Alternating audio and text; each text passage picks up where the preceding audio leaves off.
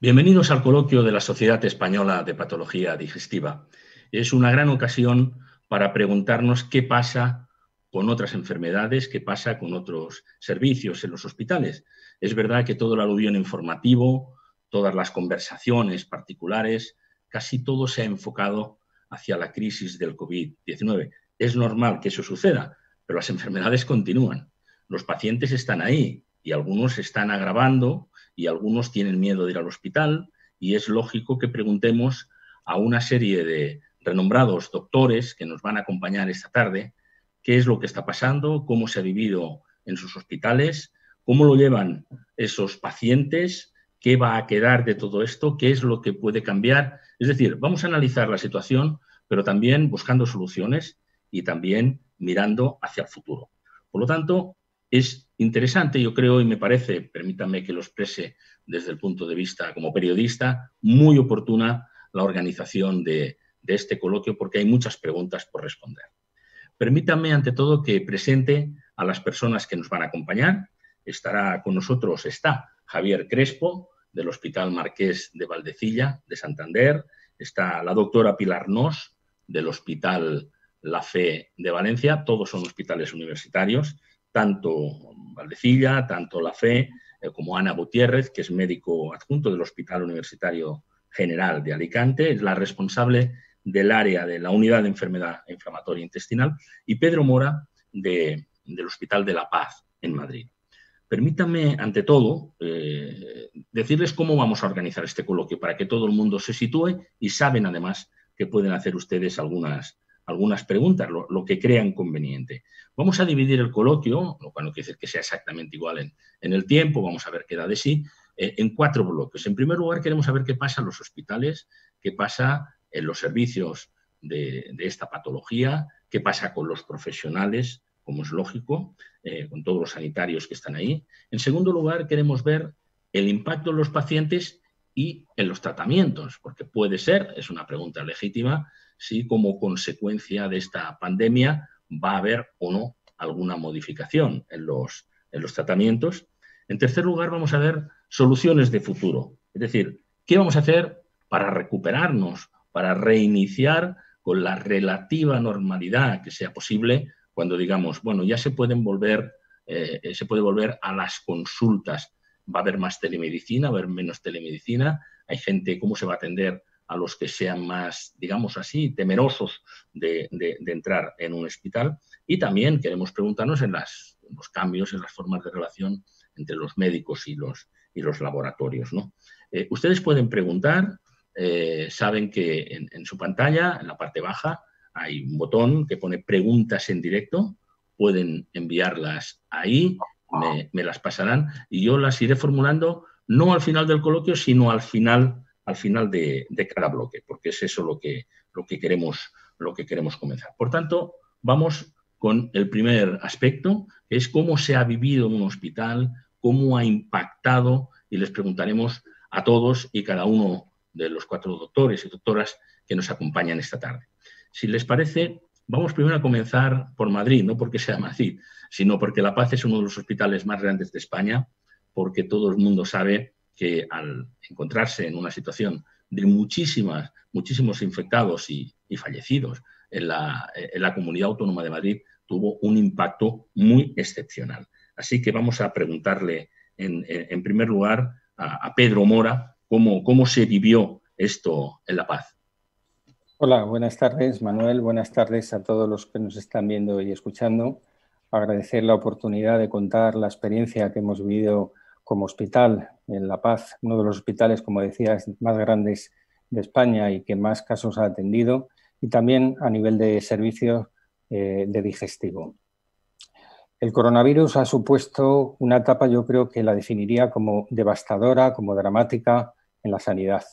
Yo como médico no había vivido ninguna situación similar, ni siquiera con otras 2, digamos, estados de emergencia o de alarma sanitaria, como fueron el aceite de colza y el VIH. El aceite de colza en el año 81 produjo finalmente 20.000 afectados y 1.100 fallecidos. Nada parecido a las cifras actuales que hay en España, con más de 230.000 contagiados y más de 27.500 fallecidos según las últimas cifras este pasado fin de semana. Tampoco el VIH. El VIH, desde luego, supera muchísimo en cifras a lo que es el coronavirus. A lo largo de estos casi 40 años, desde que apareció el primer caso, en el año también 1981, pues han fallecido más de 32 millones de personas. Como digo, no comparable al coronavirus, en el que han fallecido a nivel mundial aproximadamente unos 300.000 personas y hay cerca de 5 millones de infectados. Pero el VIH se repartió a lo largo de casi 40 años, es decir, ha sido una afectación lenta, progresiva, que ha afectado a mucha gente, nada comparable al coronavirus, que en cuestión de pocos meses ha afectado a un alto número de casos y en muy poco tiempo. Y eso ha sido, digamos, el problema que hemos tenido para manejar a nivel sanitario, a nivel hospitalario. Por tanto, ha supuesto un desafío, creo que enorme, no solo para la sociedad, sino para la sanidad y en particular para los hospitales, como La Paz y como cualquier otro hospital que haya tenido enfermos de coronavirus, y más en concretamente, que es lo que luego iremos hablando, en los servicios de digestivo. Ante este problema, yo creo que todos han respondido con total dedicación. Es decir, me gustaría empezar a destacar la labor de todos los sanitarios, médicos, enfermeras, auxiliares, pero no solo de ellos, sino todo el personal que soporta el trabajo del día a día de un hospital, como son los celadores, los administrativos, la lencería. Creo que todos han trabajado de una forma encomiable y se merecen un elogio. Aparte de esto, pues una vez que llegó el virus, yo creo que todos los servicios, no solo digestivos, nos pusimos a disposición del hospital.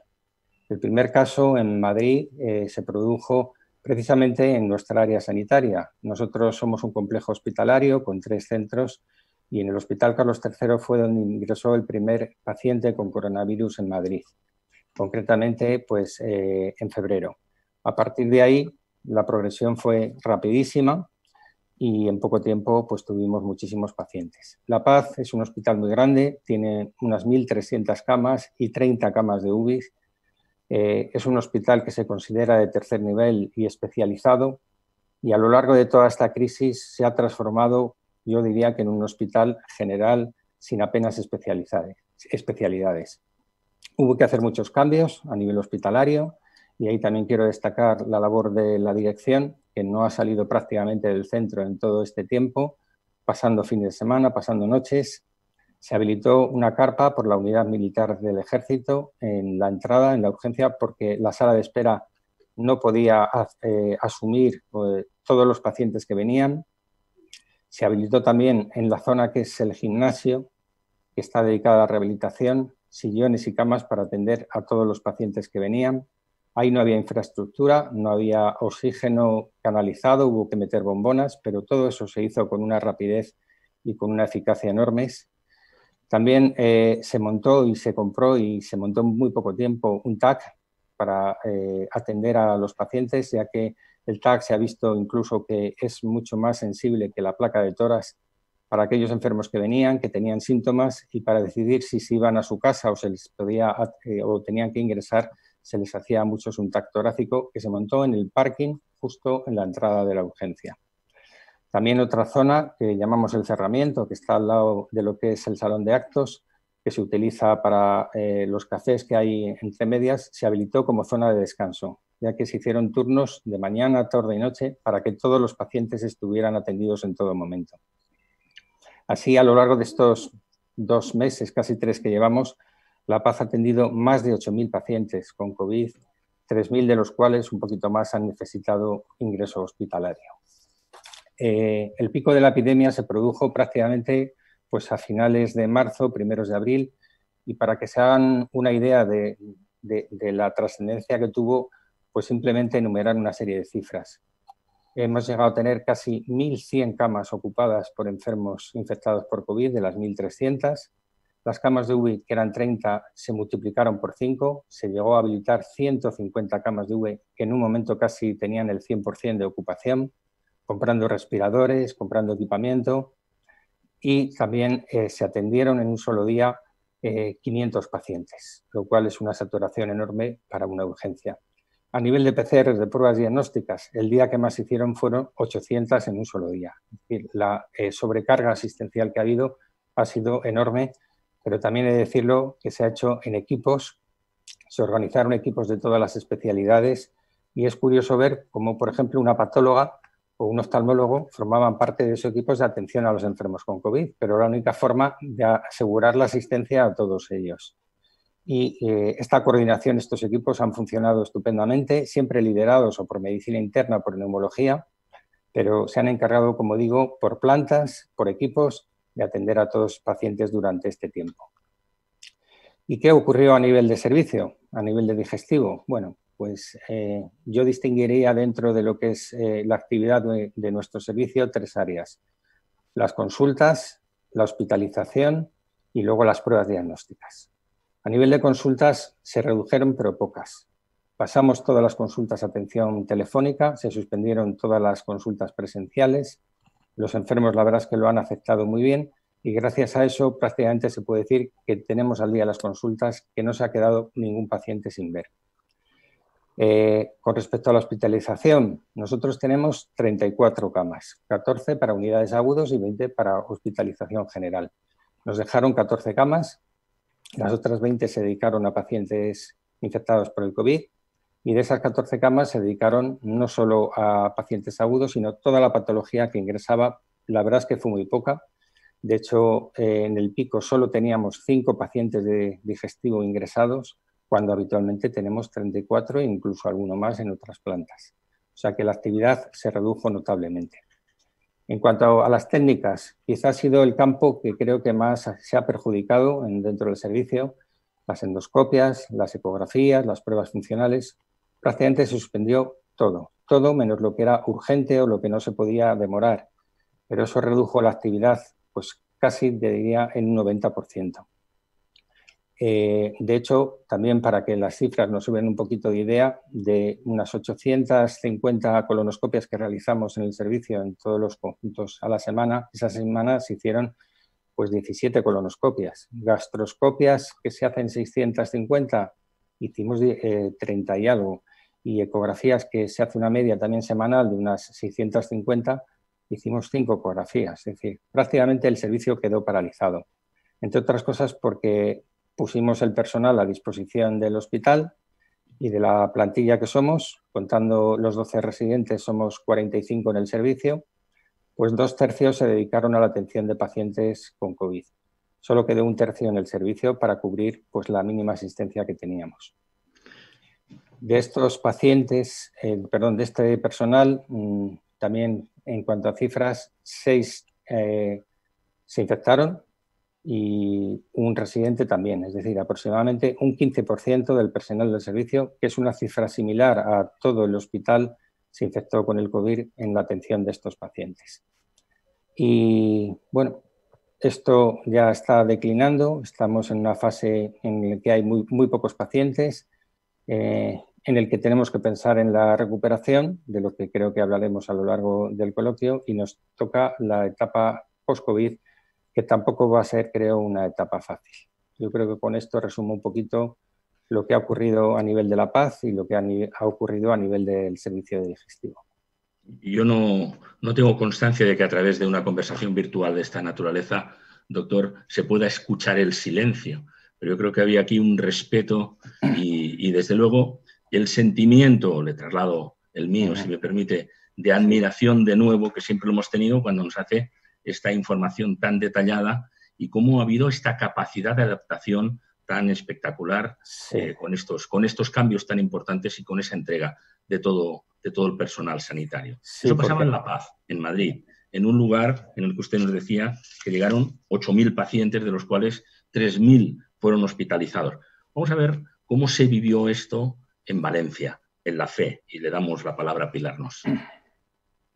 Bueno, muchas gracias por invitarme a estar en este coloquio. La verdad es que sí, las palabras de Pedro que nos han recordado a todos los horribles momentos de hace un par de meses han sido impactantes. Y yo creo que lo que nos ocurrió en hospitales como el nuestro, como La Fe, donde no lo pasamos obviamente tan mal como en Madrid o como después en Barcelona, pues yo creo que fueron 4 cosas por hacerlo también corto y poder dar paso a mis compañeros.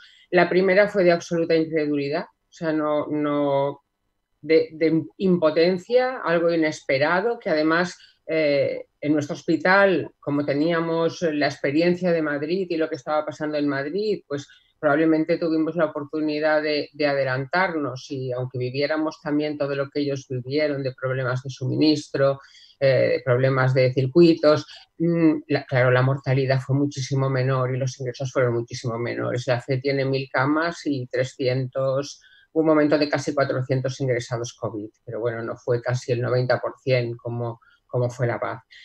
La primera es la de incredulidad y además la de impotencia, porque realmente había muchísima gente que quería ayudar, pero no sabía cómo. La práctica totalidad de nuestro servicio, que somos 23 personas, 23 adjuntos y jefes clínicos y 12 residentes, se ofreció para colaborar con absolutamente todo: riesgos laborales, puerta de urgencias, neumología, medicina interna. Se desarrolló una unidad de simulación que lo cierto es que formó muy bien y muy rápidamente al personal, que ahí también tengo que agradecer a toda la unidad de simulación lo que hizo durante ese tiempo. Tuvimos residentes en residencias de mayores, pero lo cierto es que en el servicio no hubo un especial impacto en cuanto a tener que enfrentarnos a pacientes COVID, porque no hizo falta, aunque nos ofrecimos. En segundo lugar, vimos patologías que nunca habíamos, yo creo, visto desde hace muchísimos años. La gente tenía miedo, venía tarde al hospital, vimos colecisitis pasadas, hemorragias digestivas gravísimas, patología, bueno, isquemias intestinales, porque realmente lo que venía era grave, gravísimo, y además teníamos, al igual que en otros hospitales, el acceso a las pruebas diagnósticas y terapéuticas absolutamente limitado.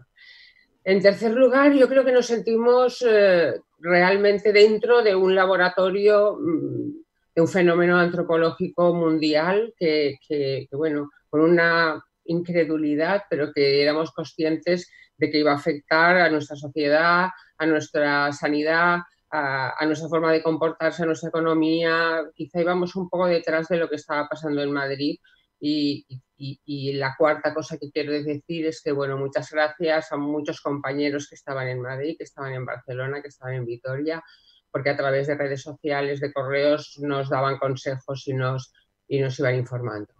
Eso sí se vivió más. Ahora, bueno, ahora en un intento de retomar la realidad, con las demoras y con todos los problemas que vamos a tener en todos los hospitales para intentar llegar a esa nueva normalidad. Muchas gracias, doctora Nos. Esa incredulidad a la que usted estaba haciendo, desde luego, alusión, y también esa sensación, tomaba yo nota por recoger titulares, de sentirse, decía, dentro de un laboratorio mundial de todo esto, no solamente de lo que estaba sucediendo en España, sino de lo que sucedía en todo el mundo. Vamos ahora a Alicante. Vamos a hablar con la doctora Ana Gutiérrez. Adelante. ¿Qué tal? Buenas tardes. Yo también quiero dar las gracias porque me habéis invitado para formar parte de este coloquio, que me parece, la verdad, es que una iniciativa muy interesante.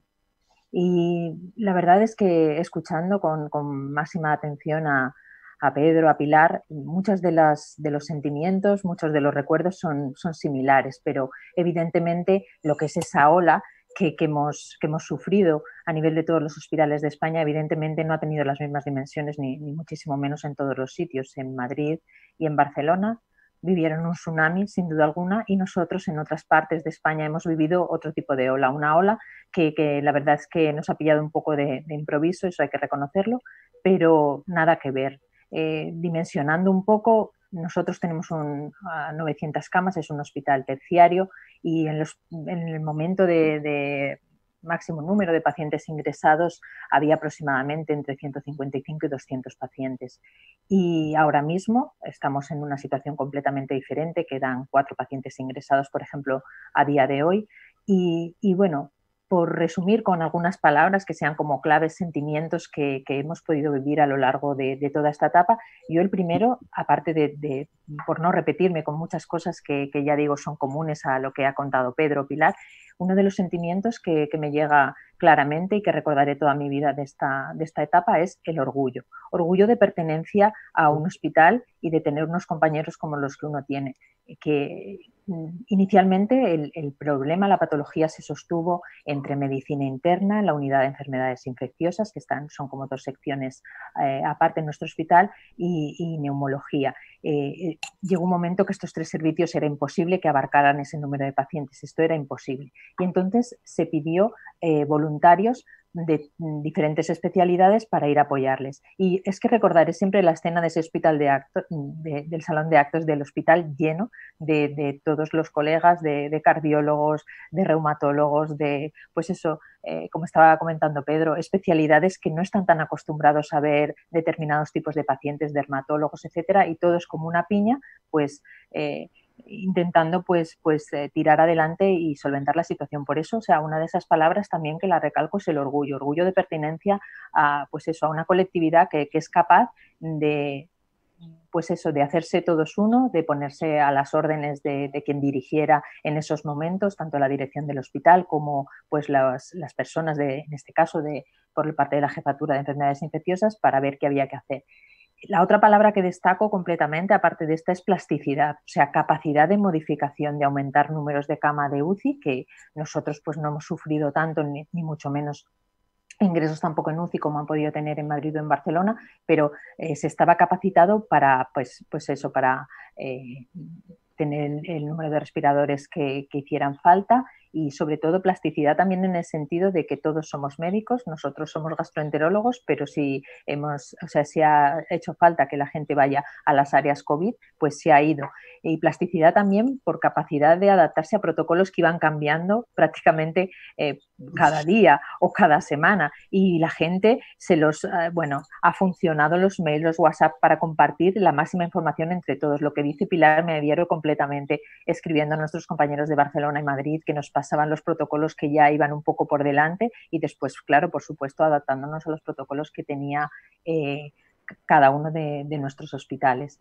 Y bueno, nosotros también, otra de las pues porque no se ha comentado, y también yo creo que se ha hecho en muchos sitios, y se han hecho muchos planes muy estratégicos de intentar que los equipos se dividieran, que no estuviésemos todos juntos al mismo tiempo para disminuir el número de contagios, y así hemos hecho equipos que han rodado y han funcionado, la verdad es que muy bien, pues para minimizar los contagios y que pudiésemos tener capital humano que necesitábamos para atender a todos los pacientes que venían. También nos quedamos con un número muy, muy reducido de pacientes ingresados en digestivo, y luego a recalcar también, también como ha comentado Pedro, ¿no? Que por ejemplo, pues nosotros pusimos todas nuestras fuerzas jóvenes, los más jóvenes, los residentes, los adjuntos jóvenes, han ido a la primera línea de la batalla, pero todos estábamos allí juntos, como decíamos nosotros, unos en la vanguardia, otros en la retaguardia, pero todos formando ahí un equipo pues para tirar para adelante con todo esto. Yo creo que es un poco dentro de lo sobrecogedor de las palabras de Pedro, y que ha sido así, y lo tremendísimo, y que nunca se nos olvidará, y que forma parte pues de la historia profesional de uno, pues intentar también hacer como estas lecturas de la parte positiva que se puede sacar también de toda crisis, ¿no? El pensar en esos recuerdos que también te quedan por supuesto, es una tragedia todas las pérdidas que hemos podido tener y las cosas que se han vivido, pero un poco esa lectura positiva, ¿no? de esos sentimientos que también hemos vivido durante la fase más aguda de la ola. Muchas gracias, Ana. Si antes Pilar nos hablaba de esa incredulidad, ya nos quedamos con ese orgullo. La verdad es que emociona escucharles a todos ustedes a partir de esa narración que ya nos ha dejado un poco tiernos cuando nos hablaba de la situación tan difícil en la primera batalla, con tantos frentes abiertos en el caso de Madrid, como decía Pedro Moro. Yo quiero preguntarle ahora a Javier Crespo, para eso vamos a Santander, al Hospital Valdecilla, pero también en calidad de presidente de la Sociedad Española de Patología Digestiva, los datos más globales, también sus impresiones, que duda cabe, pero creemos que existe un estudio que ustedes han hecho en el cual han medido ya el impacto que en los servicios de la especialidad que ustedes tienen ha tenido todo este desastre que estamos viviendo. Adelante, sí. Javier. Muy buenas tardes. Efectivamente, bueno, yo desde Santander vivimos una situación que ha sido muy similar a la de Alicante, ¿no? Siguiendo el ejemplo de Ana, nosotros aquí en el norte, cuando hay una tormenta grande, la llamamos galerna. Hemos tenido una galerna y no un tsunami, ¿no? Hemos tenido una ola que ha llegado a impactar aproximadamente a 1/3 del hospital, que es una cifra asumible. Y yo diría que si hay que recalcar una palabra, y no voy a repetirme porque sería repetirlo, si hay que recalcar una palabra, yo diría que las organizaciones hospitalarias son organizaciones muy maduras, organizaciones que están capacitadas para el cambio y que tienen unos sistemas de dirección perfectamente capacitados para hacer frente a situaciones extremas como es este caso.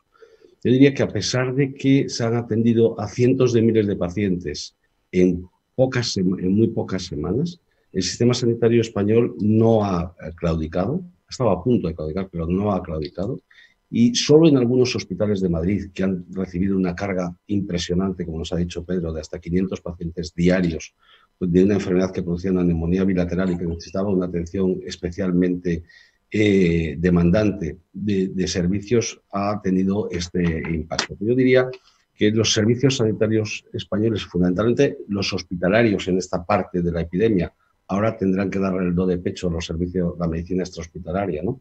Pero los servicios hospitalarios han demostrado una enorme madurez y, como decías, a mí lo que más me ha llamado la atención es cómo todo el mundo se ha puesto a las órdenes de las personas que tenían responsabilidad de mandar, que efectivamente han sido las direcciones de gerencia médica y los responsables de neumo y infecciosas, y cómo todos hemos obedecido sin rechistar órdenes que en otras que han sido cambiantes porque la situación era cambiante. Dicho esto, yo no voy a hablar más del hospital. Yo, bueno, voy a hacer una mención a mi director gerente porque creo que ha sido una persona especialmente relevante en la gestión de la crisis. Es un hospital que tiene muy pocos profesionales infectados y creo que su gestión, es un médico internista, esto ayuda mucho. El gerente de mi hospital es un médico internista y ha tenido una gestión extraordinariamente eficaz en la contención del contagio entre profesionales. Como desde la Sociedad Española de Digestivos enseguida hemos querido saber cuál ha sido el impacto que ha tenido sobre los propios servicios y que obviamente una vez que ha tenido ese impacto sobre los servicios va a tener sobre las personas que atendemos en los servicios, ¿no? Y para eso hicimos un estudio que ha afectado a 84 hospitales de España, 84 hospitales de la red pública española, prácticamente no todos los hospitales grandes, pero muchos de los hospitales grandes, y para que se haga una idea de la calidad de la muestra, implica más del 50% de las camas hospitalarias de España, es decir, es muy amplio. Y es una encuesta que tenía dos derivadas, una mirar el impacto sobre los servicios y otra mirar el impacto sobre las personas que componen los servicios, ¿no?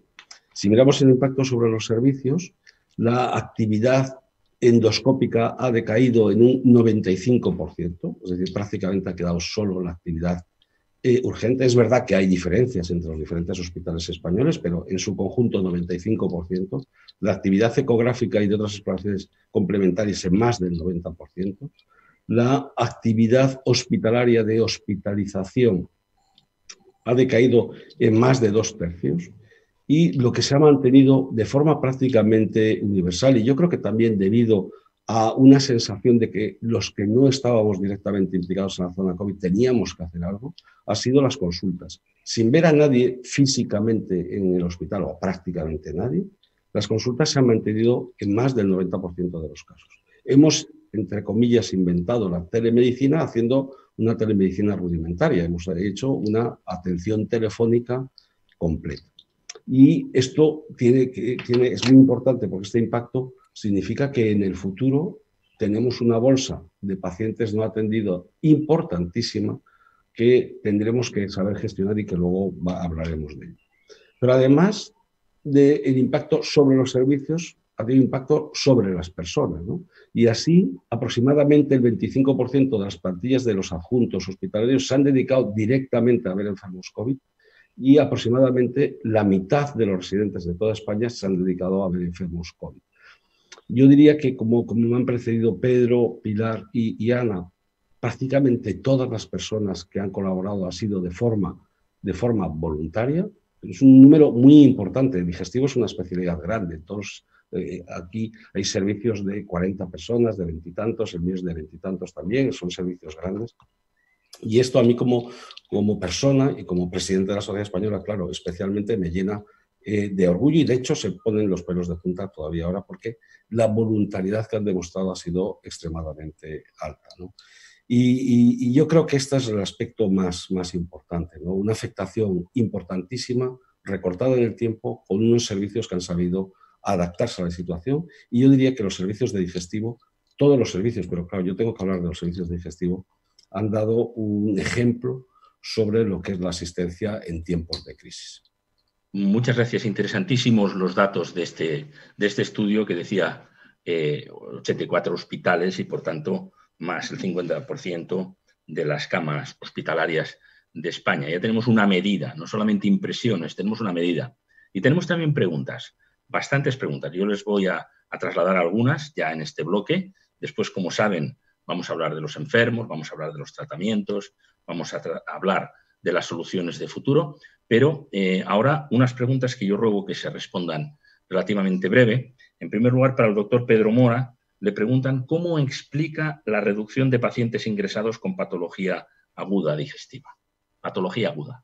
De patología aguda, pues yo creo que fundamentalmente ha sido el miedo. En concreto, hoy que vamos a hablar de la enfermedad inflamatoria, ahora que está cediendo el número de pacientes ingresados por COVID, curiosamente estamos ingresando a muchos pacientes con brotes agudos que, a pesar de que se les ha dicho que llamen, que acudan, que contacten con nosotros, pues han desarrollado un brote agudo por el miedo a hacerse pruebas, por el miedo a ir al hospital. Yo creo que eso ha sido uno de los factores. La gente ha estado, como decía, creo que era Pilar, aguantando en casa hasta extremos que cuando venía ya en una situación graves o pasados, como las colecistitis.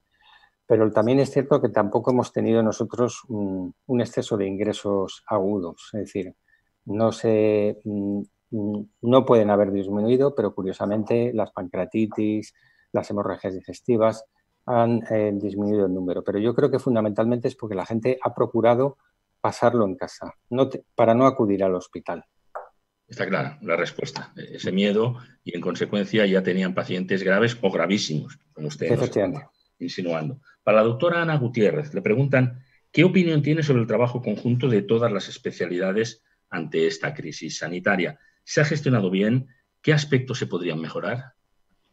Bueno, siempre hay cosas, por supuesto, que se pueden mejorar. Es que, indudablemente, y ojalá que no suceda, pero si ocurre una segunda ola, las circunstancias van a ser completamente distintas. Yo creo que en la medida en la que esto llegó así, de esta manera totalmente inesperada, se ha gestionado y la experiencia, bueno, hablo desde la experiencia de nuestro centro, pero estoy convencida que es exactamente igual que en los demás centros, se ha gestionado en la medida de lo posible verdaderamente muy bien, porque los protocolos que había a nivel general y que se adaptaban a cada uno de los centros han circulado con la rapidez y la eficacia suficiente, pues, para que todas aquellas personas que han formado parte de estas áreas COVID hayan podido trabajar en las mejores condiciones posibles. Además, es que la estructura, y hablo siempre desde la experiencia, lógicamente, de tu centro, ha sido completamente piramidal. Es decir, nosotros cedimos, porque yo lo explicaba antes, o sea, se intentaba que aquellas personas de menos riesgo en el caso de contagio, como eran los adjuntos más jóvenes o los residentes de los años superiores, que son los que han ido a estas áreas, ellos quedaban en esta estructura piramidal por debajo de la persona que coordinaba. Había como dos niveles de coordinación y estaban muy supervisados. Entonces, yo creo que en ese sentido la organización ha funcionado muy bien. Por supuesto, si volviera a pasar, es que el sistema está rodado, ya se sabe cómo tiene que funcionar, el número de personas o las necesidades, que se han ido adaptando, se han ido incrementando estos equipos a medida que era necesario. Para que os hagáis una idea, por ejemplo, en nuestro centro, como decía, los equipos COVID que estaban formados por estas personas trabajaban hasta el viernes, y los fines de semana, incluido el sábado y domingo, estábamos los seniors voluntarios de los equipos COVID también para ir a cubrir y que no quedase absolutamente ni un solo día por cubrir, y que los compañeros de neumología, de infecciosas y de interna pudieran también tener un cierto descanso, pero siempre todos los que éramos de otras especialidades diferentes a las que atendían a los pacientes inicialmente, estábamos supervisados por ellos. Entonces yo creo que en ese sentido es la lectura de qué se ha hecho bien y cómo se podría mejorar. Desde luego todo tiene susceptibilidad de mejoría. Ahora ya se ha rodado, se sabe muchas cosas de cómo tenían que estructurarse y demás, y probablemente si volviera a pasar pues todo funcionaría incluso de una manera mucho más rápida. Doctora Nos, Pilar, le preguntan cómo, si volviera un brote de esta naturaleza, el aspecto psicológico, ¿estaría preparado el personal sanitario psicológicamente para afrontar una ola tan dura como, por ejemplo, la que ha vivido Madrid? Bueno, de hecho, yo creo que es una pregunta que ya durante la pandemia nos hicimos y en mi hospital había un apoyo psicológico específico para profesionales. Creo además en alguna encuesta leí que más del 64% habían tenido algún trastorno serio, de incluso necesitar atención psicológica y farmacológica. Más de un 30% había estado tomando psicofármacos por problemas de ansiedad, de insomnio. Yo creo sinceramente que está la población en general muy, muy cansada. O sea, algo parecido a lo que ha pasado ahora nos costaría, creo que nos costaría sobrellevarlo. Pero también pienso como Ana que ahora estamos mucho más preparados con los hospitales de campaña, con los circuitos más rodados, con esa sensación además de grupo, ¿no? Me ha gustado mucho lo que ha dicho de la plasticidad también, de bueno, nos sabríamos adaptar mejor, pero creo que psicológicamente sería duro, ¿eh? Ha sido largo y duro. Desde luego. Manuel, disculpa, ¿me permites? Claro. Lo que decía Pilar es que me estaba recordando al tema del insomnio. Yo no sé si os ha pasado a vosotros, pero yo dudo de que haya algún compañero que no haya tenido insomnio en los primeros momentos, en marzo, en esas 2 semanas de marzo. Hablo de experiencia personal compartida también con todos. Es que era difícil que alguien te dijera que no se despertaba a las 5:30 de la mañana y ya se levantaba, se ponía a hacer cosas y demás, porque bueno, gente que nunca lo hemos sufrido. Así que no sé cómo sería la verdad. Ojalá que no tengamos que vivirlo, el enfrentamiento a la segunda ola, pero que estos trastornos, los que dice Pilar, esas cifras están ahí, pero trastornos menores que igual no has necesitado ningún tratamiento farmacológico, pero insomnio, un porcentaje altísimo. Y yo también me gustaría añadir una cosa.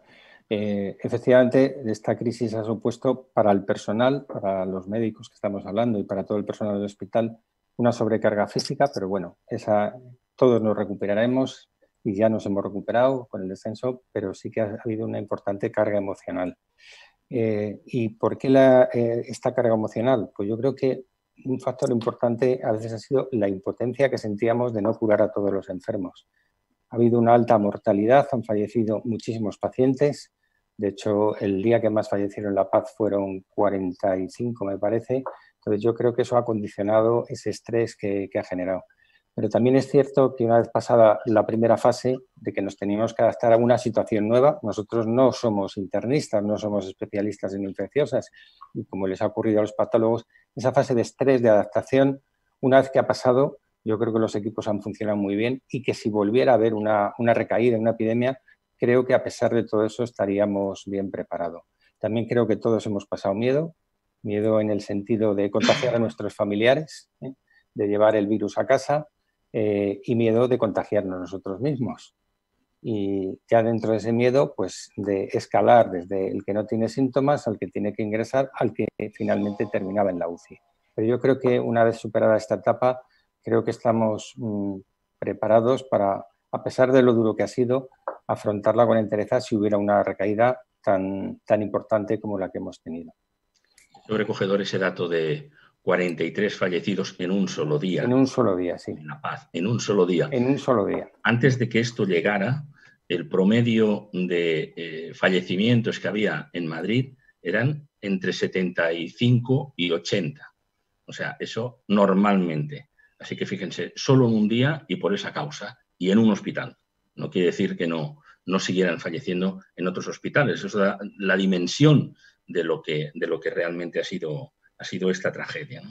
Y también para el doctor Javier Crespo, yo no sé, preguntan aquí, si en el estudio se puede resumir de alguna manera el papel que han jugado los médicos en general, los residentes, preguntan en concreto por los residentes de aparato digestivo ante esta pandemia. ¿Qué han detectado? Pues también hemos hecho un estudio desde la Sociedad Española de Digestivo sobre los residentes. En digestivo hay aproximadamente 650 residentes, entre los de R1 a R4.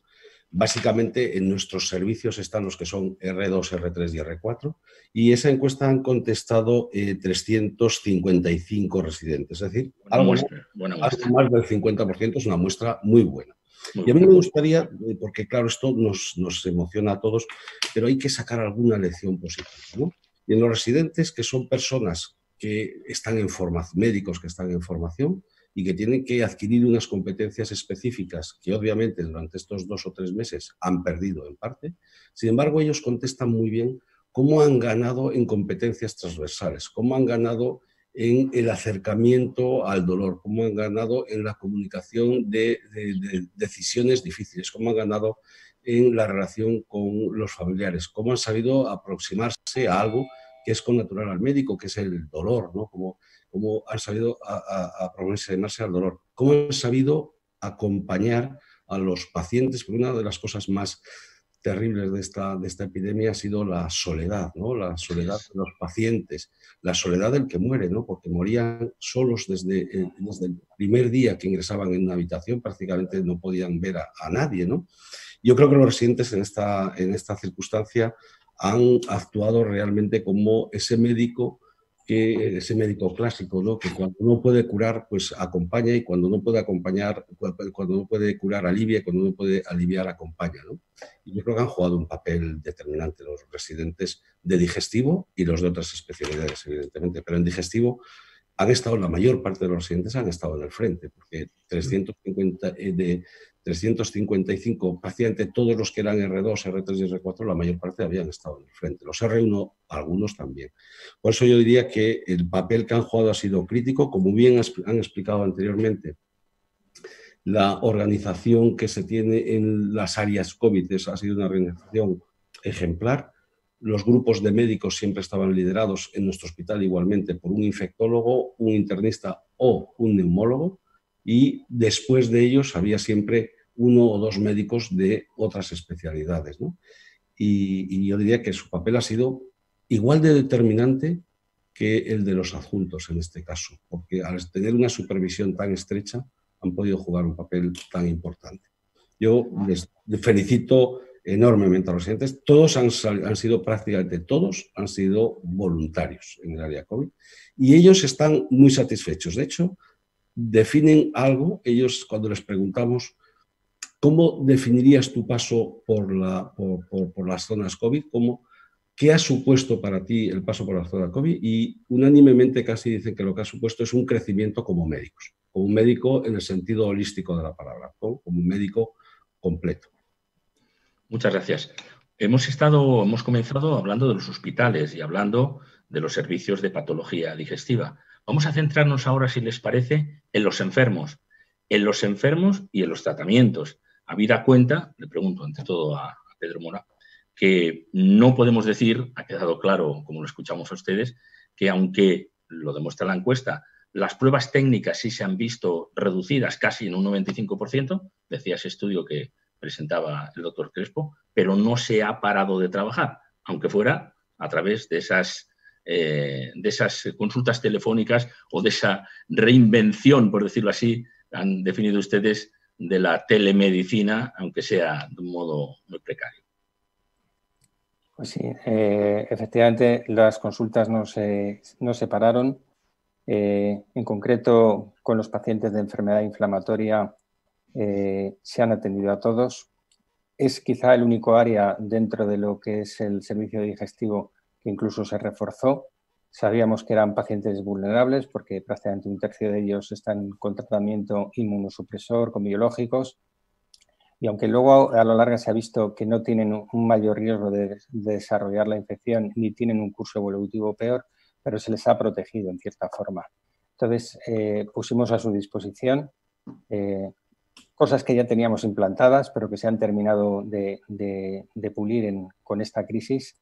Desde luego, la atención telefónica en todas las consultas, Tenemos un correo electrónico, un email para que nos enviaran todas sus dudas, todas sus inquietudes. Hemos recibido más de 800 emails durante estos 2 meses. También desde la unidad inflamatoria se ha participado en las redes sociales, sobre todo en Twitter e Instagram. En la página web se iban colgando periódicamente información con un doble fin. Primero, de informar a los pacientes, aconsejarles qué es lo que tenían que hacer y también a veces por desmentir pues, la cantidad de falsas noticias que ha habido en la red circulando todo este tiempo. Tremendo. Tremendo ha sido, sí, sí. Entonces, bueno, pues para que el paciente pudiera seleccionar y no se dejase guiar por informaciones falsas, ahí se ha participado activamente y se actualizaba la página casi a diaria. Y luego ya lo último que estamos empezando a implantar es la videollamada. Ya tenemos la tecnología, no solo para hacer, como decía Javier, una llamada telefónica sin más y pasar la consulta, sino para hacer videollamadas con los pacientes.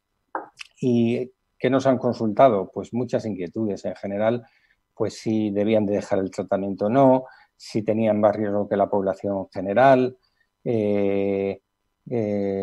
Nos han pedido informes incluso para poder teletrabajar desde casa y todo eso se les ha atendido gracias a que se reforzó con un médico de la plantilla su atención y también gracias a que tenemos a un magnífico ATS, a Jesús, que es el que se encarga de filtrar todo eso.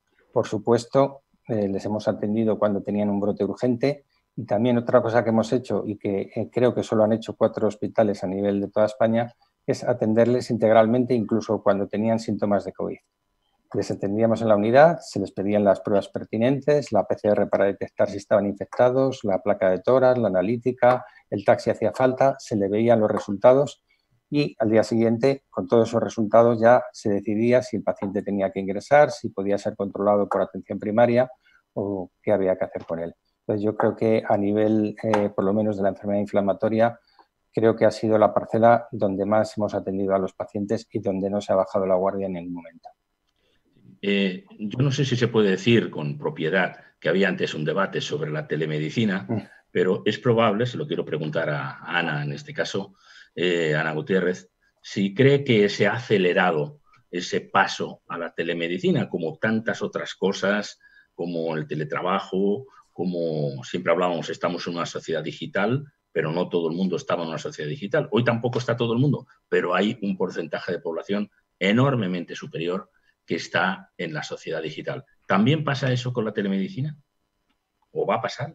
Va a pasar. A mí me gustaría hablar ahora un poco institucionalmente como vicepresidenta del Grupo Español de Cronicolitis, de GETECU, porque yo creo que vamos a hablar específicamente de telemedicina y a reforzar algunos de los aspectos que ha comentado también Pedro, porque creo que llevamos muchos años trabajando desde GETECU en implantar un modelo de atención a los pacientes en las unidades, de lo que podemos entrar luego más a hablar en este sentido. Y si nuestros pacientes estaban muy acostumbrados a las llamadas telefónicas, quiero decir. Estaban muy acostumbrados al mail también y esto ha hecho que no se haya perdido, por ejemplo, en nuestro caso concreto, yo estoy segura que en casi todos los hospitales no se ha perdido ni una visita, no se ha pospuesto ni una visita telefónica. Las presenciales sí, por supuesto, y las urgentes se han conducido también. Y todo esto es gracias a esto que estamos hablando, ¿no? Del concepto de telemedicina. Lo que me preguntabas, Manuel, si ya está desarrollada, si está implantada, si es para todos los pacientes. Pues bueno, aquí hay varios aspectos que podemos matizar. Telemedicina es todo, son las llamadas telefónicas, es el mail y cosas que vamos a ver en un futuro muy cercano, como por ejemplo, pues, y lo decía Pedro, son las videollamadas, porque tenemos que ir ampliando y adquirir nuevos sistemas de telemedicina. Por ejemplo, desde GETECU tenemos un proyecto que está liderado precisamente por una doctora que forma parte del equipo de Pilar, que está en la FE, que es la doctora Aguas, que ya lleva muchos años trabajando gracias a un sistema que tienen también de telemedicina inserto en el hospital, que ya realizaba un control, esta unidad de telemedicina en general del hospital, hacía un control de pacientes crónicos. Y bueno, con esta estructura, pues ellos han tenido esta idea brillante de desarrollar una web gestora que permita pues, que los pacientes manden mensajes, controlarlos, actualizar su estado, en fin. Y se ha visto y porque bueno, hay datos ya publicados por el grupo, comparando con la asistencia pura presencial, por ejemplo, que es la clásica, y también con el control solo con llamadas telefónicas, se observaba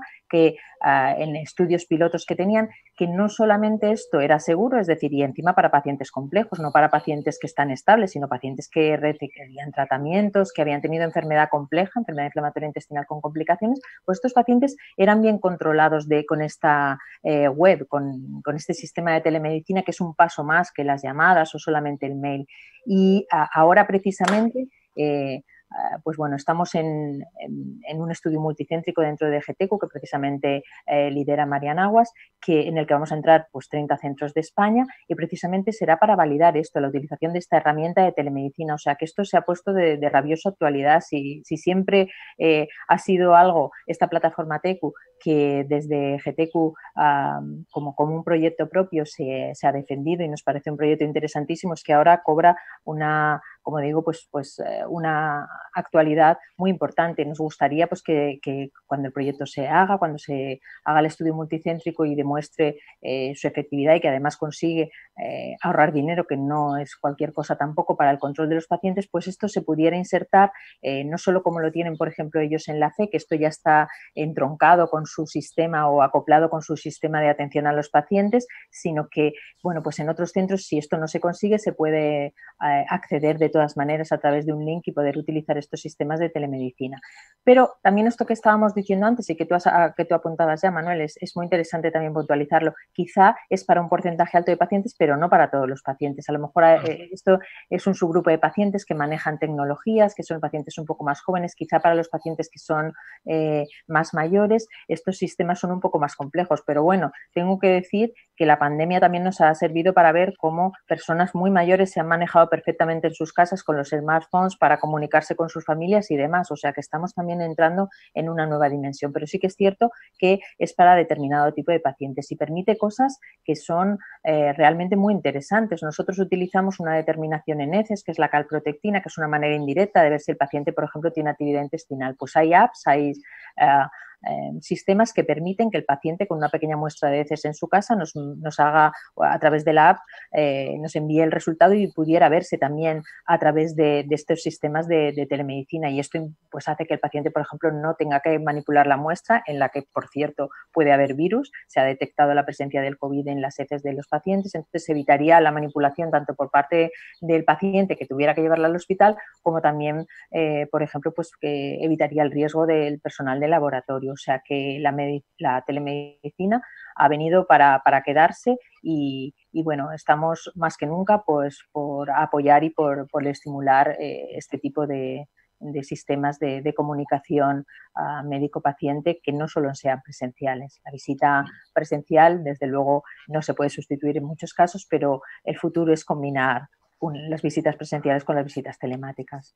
Muy interesante estos datos que daba incluso de esa app, pero también podríamos concluir, digamos, esta parte por telemedicina, que ha habido una aceleración del proceso, porque incluso con la incorporación de personas que decían, bueno, estos son demasiado mayores o poco expertos o poco hábiles, y sin embargo ahí han estado y todo el mundo ha dado un paso al frente, aunque no todo el mundo, pero muchas personas.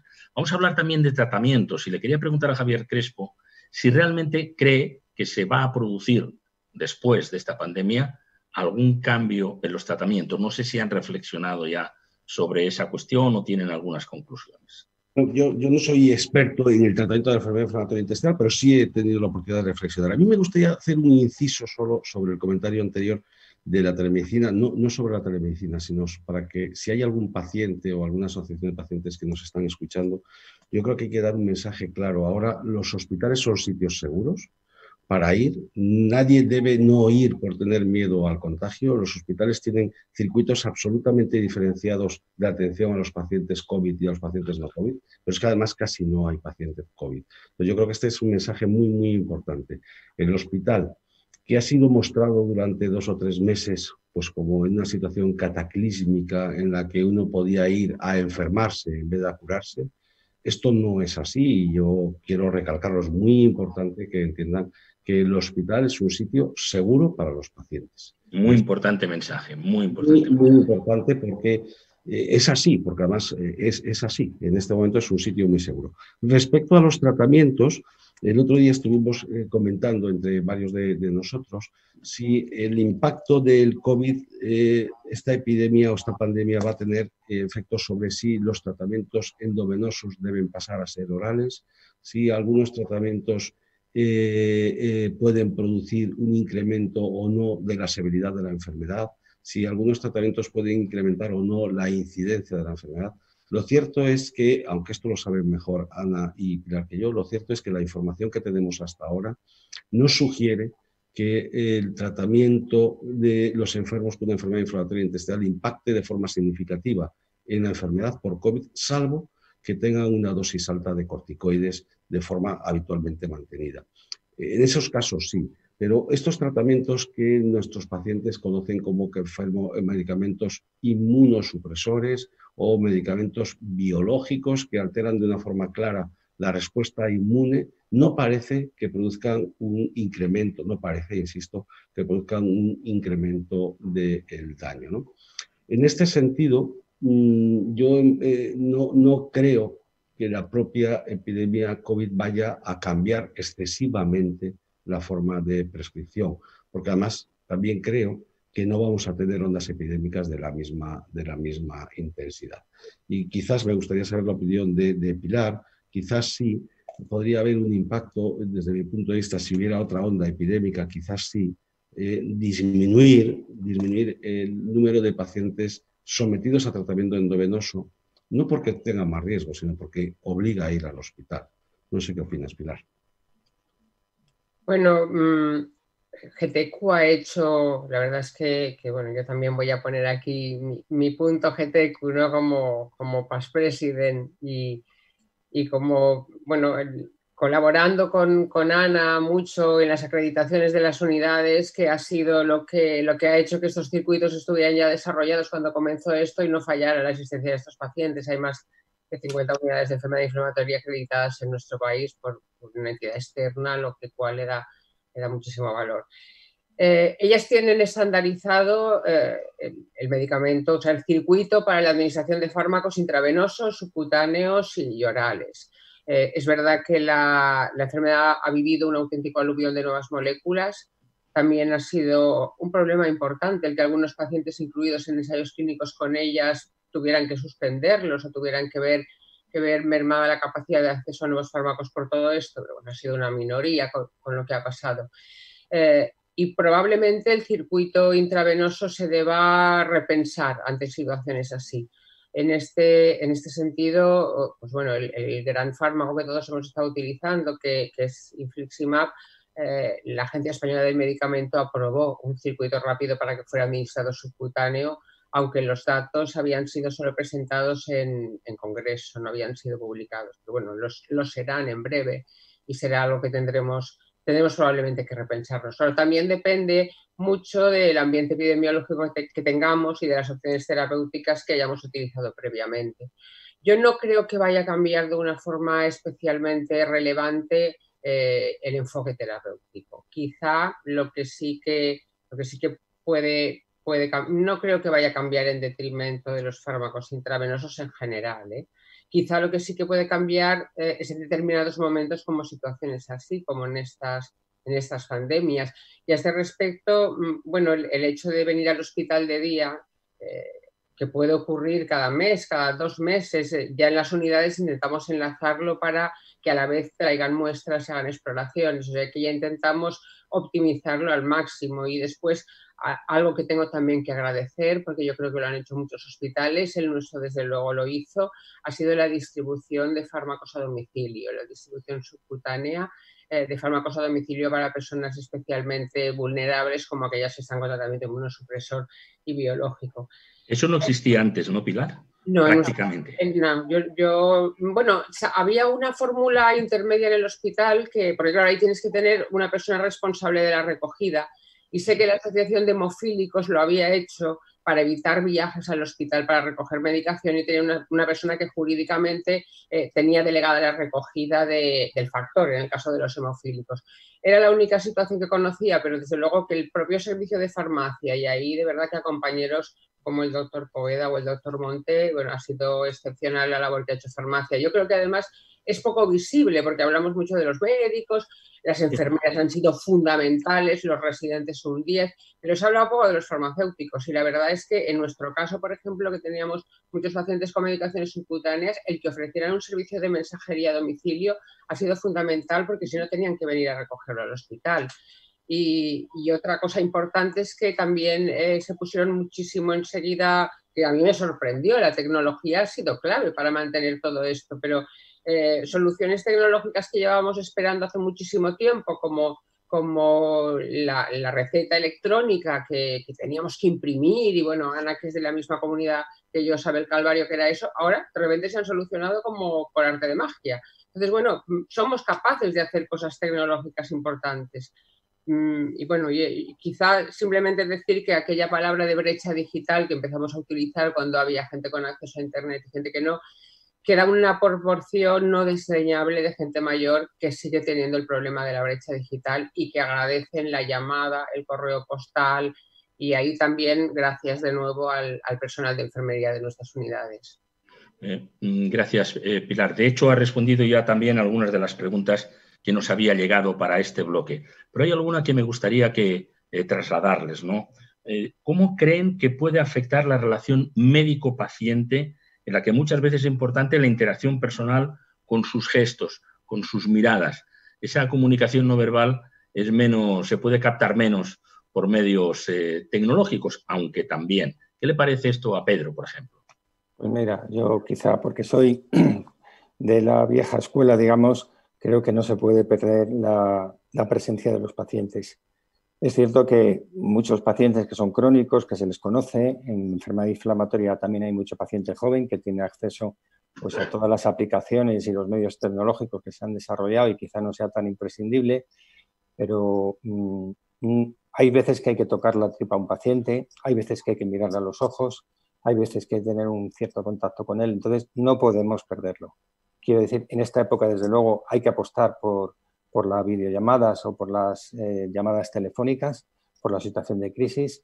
Cuando esto se solucione, no digo que volvamos a que todas las consultas sean presenciales. De hecho, el propósito yo creo que de todos es mantenerlo en lo que podamos, sobre todo pues cuando son consultas sencillas, en el que no hay que cambiar un tratamiento, que simplemente es la recogida de ver alguna analítica y se pueden mantener perfectamente por videollamada o llamada telefónica.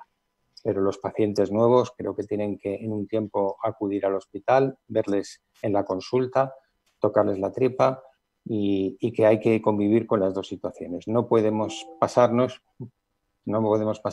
de que sea todo presencial a que sea todo telemedicina, y creo que tienen que convivir, aunque desde luego apostamos por el desarrollo de la telemedicina. ¿Algún comentario sobre eso, Ana? Sí. Perdón.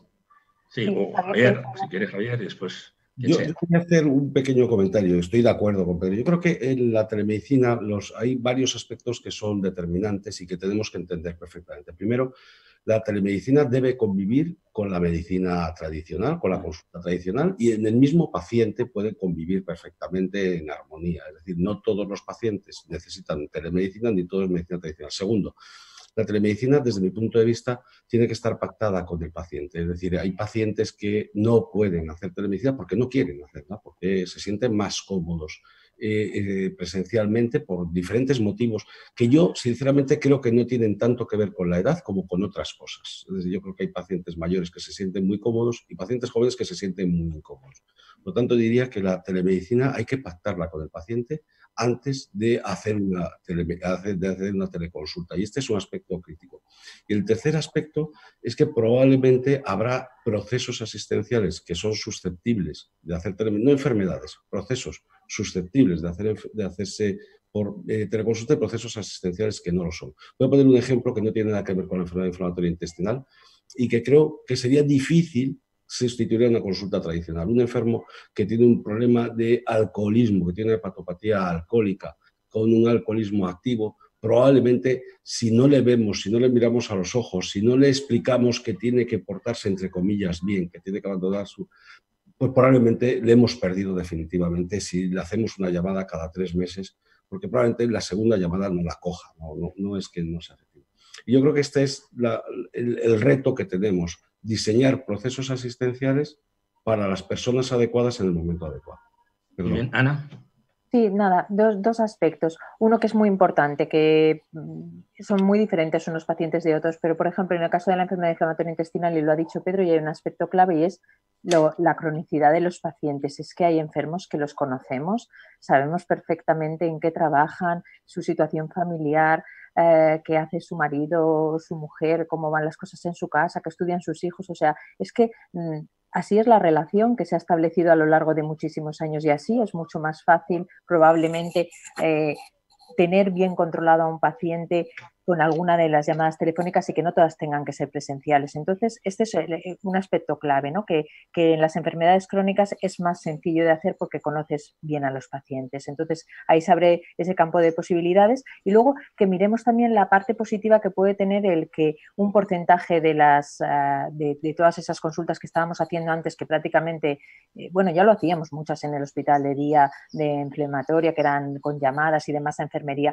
pero había muchas consultas programadas que todas eran presenciales. Y pensemos una cosa, si disminuimos la ratio de las consultas presenciales y en favor de un porcentaje de consultas también telemáticas y esto se mantiene en el tiempo, probablemente podamos dedicar más tiempo al paciente en la consulta presencial y esa consulta también gana en calidad. Entonces esto tampoco debemos perderlo de vista. Totalmente de acuerdo con todos de que hay que individualizar, hay que ver el perfil del paciente, a quién le puede ir bien, a quién no, y de los que sí que se puedan hacer, probablemente el futuro es que no demos pasos atrás, que se mantengan combinadas las dos opciones para ganar en calidad también de la consulta presencial porque tengamos más tiempo para ver a esos pacientes, que eso es fantástico y es que ya nos está pasando ahora en el futuro cercano no será como ahora, porque yo, por ejemplo, pues esta semana es que es muy selectivo, ves dos pacientes que lo necesitan, ves primeras visitas y dices, jo, qué gusto ver así a los pacientes, poderles dedicar a todo el tiempo que se merecen, que algunas veces en las consultas de revisión, con 20 pacientes como nos juntamos, enfermos complejos y demás, pues a veces esto realmente es difícil, o sea que hay que considerar, yo creo que todos esos aspectos. Una pregunta para la doctora Pilar Nos. En España se ha hecho un estudio epidemiológico nacional, ¿no? Me gustaría su comentario y también si cree que esto nos va a dar alguna ventaja respecto a un brote que Dios quiera que no se produzca o frente a desafíos como el que estamos viviendo. Bueno, lo cierto es que yo creo que nuestro país, yo creo que es el único que tiene un estudio epidemiológico nacional, con todas las pegas que se le han puesto en cuanto a la elección del tamaño de la muestra, en cuanto a la distribución por provincias, en cuanto pero aquí no está especificado cómo se han conseguido detectar esos más de 60.000 personas de la población, ¿no? Que es el que muestra esa probable prevalencia del 5%.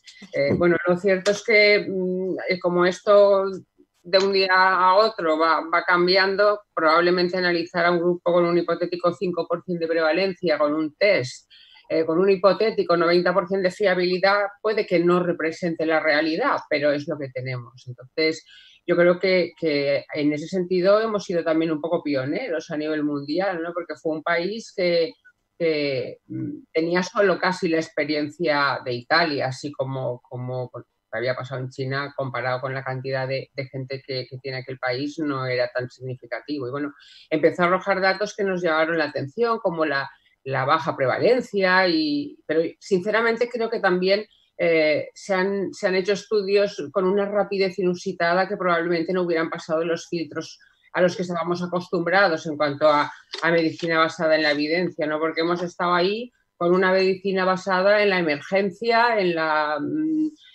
a veces medicina basada en la disponibilidad de mascarillas, de EPIs, de ingresos, de test, de PCRs. Pero bueno, creo que me parece muy interesante tener este estudio y creo que cuando todo esto se serene, probablemente antes de que podamos tener otro problema gordo, estaremos más preparados desde el punto de vista de una evidencia más sentada y más, no sé, más fina que la que podemos tener ahora. Muy bien, pues si les parece vamos a pasar al bloque 3 de este coloquio en el que ya les anunciábamos que hablaremos de soluciones, aunque algunas se han adelantado ya, que hablaremos de futuro y que hablaremos de las novedades que ahora hemos visto, cuáles se van a mantener o cuáles pueden ir hacia atrás. Le pregunto ante todo a Javier Crespo, no sé qué opina. ¿Esto llegan aquí a muchas novedades para quedarse o o cree que va a haber, cuando pase la época de emergencia, aunque en algunas comunidades ya no lo es, se va a recuperar la situación relativamente normalizada que teníamos? Yo antes me gustaría hacer un pequeño comentario que yo creo que es muy importante para situarnos en el contexto, ¿no? Desde mi punto de vista, la onda epidémica del COVID prácticamente ha pasado. La incidencia de casos nuevos por día en España, gracias a Dios, es muchísimo más baja. Está en torno a 1 cada 100.000 habitantes y día. Esto es una incidencia realmente baja y con esa incidencia las posibilidades de propagación en este momento son pequeñas, pero yo creo que es muy importante también para que nos ilustremos todos recordar que hay varias ondas más. El haber atendido casi de forma exclusiva a los pacientes COVID durante 3 meses va a hacer, ya se ha comentado antes, pero de forma estructurada me gustaría comentarlo, va a hacer que haya una onda en los próximos meses de atención a patologías graves que se han diferido en el tiempo, a patologías como cánceres que vamos a diagnosticar tarde, varios meses tarde. Esto es indudable que va a suceder. Va a suceder que un poco más tarde, en 1, 2, 3 años, gente que no ha sido diagnosticada, por ejemplo, de una hepatitis C, ejemplos que son dramáticos, ¿no? En mi comunidad es pequeñita, mi comunidad, pero PCR del virus de la hepatitis C se ha hecho una en el último mes, una. Es decir, que no es que no se haya diagnosticado ningún paciente, es que no se ha mirado al paciente. Es probable que emerjan casos de hepatocarcinoma a largo plazo que no han emergido, y hay una cuarta onda para que los entendamos, que es que el impacto social y económico que va a tener, si no estamos muy atentos, va a tener un impacto sanitario a largo plazo sobre la atención. Dicho esto, que yo creo que es donde nos tenemos que situar para ver qué tenemos que hacer, lo que tenemos que hacer es, desde mi punto de vista, varias cosas, ¿no? La primera es convencer a nuestras autoridades de que la sanidad necesita recursos económicos, y esta es muy importante porque, por desgracia, la salud sí vale dinero, es decir, la salud sí vale dinero y nos hace falta recursos económicos.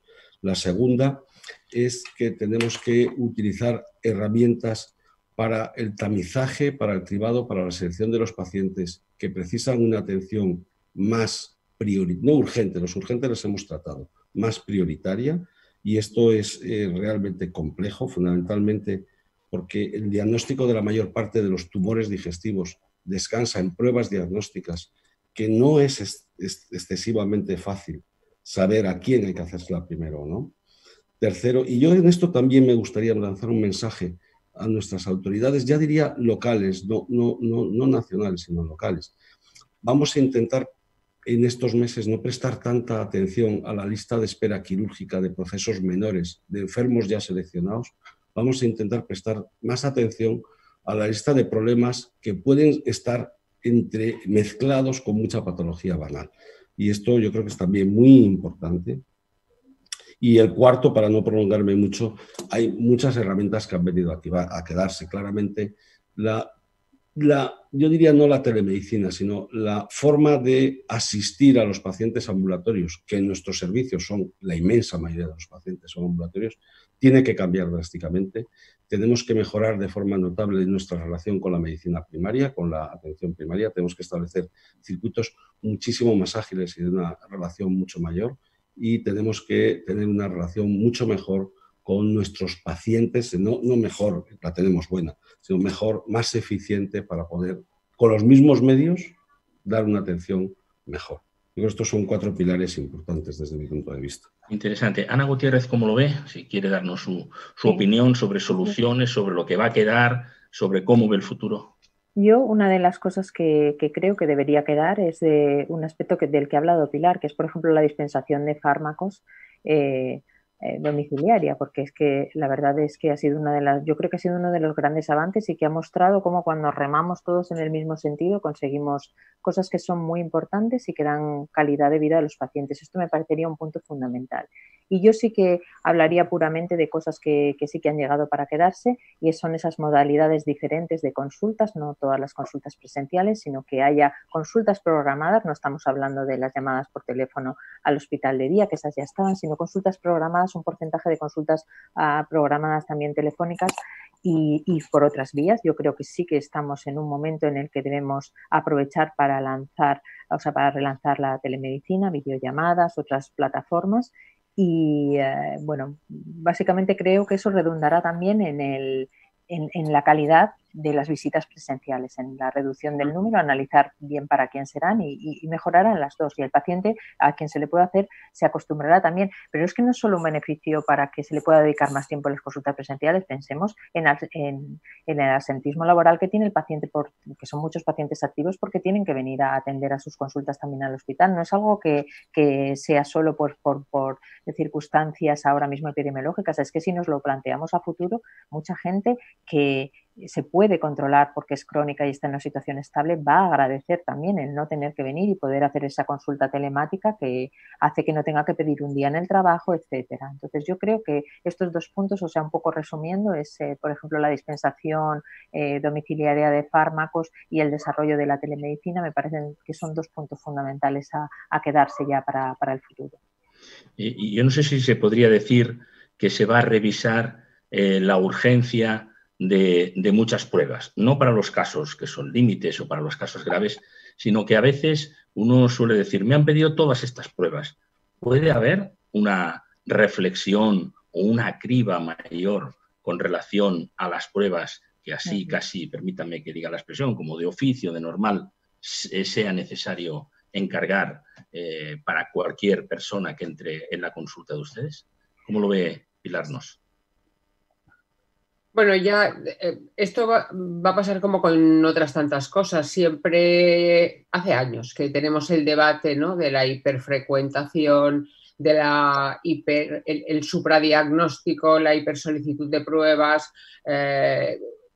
Todo esto ya lo teníamos encima de la mesa y probablemente esto haga que de una vez se pueda solucionar.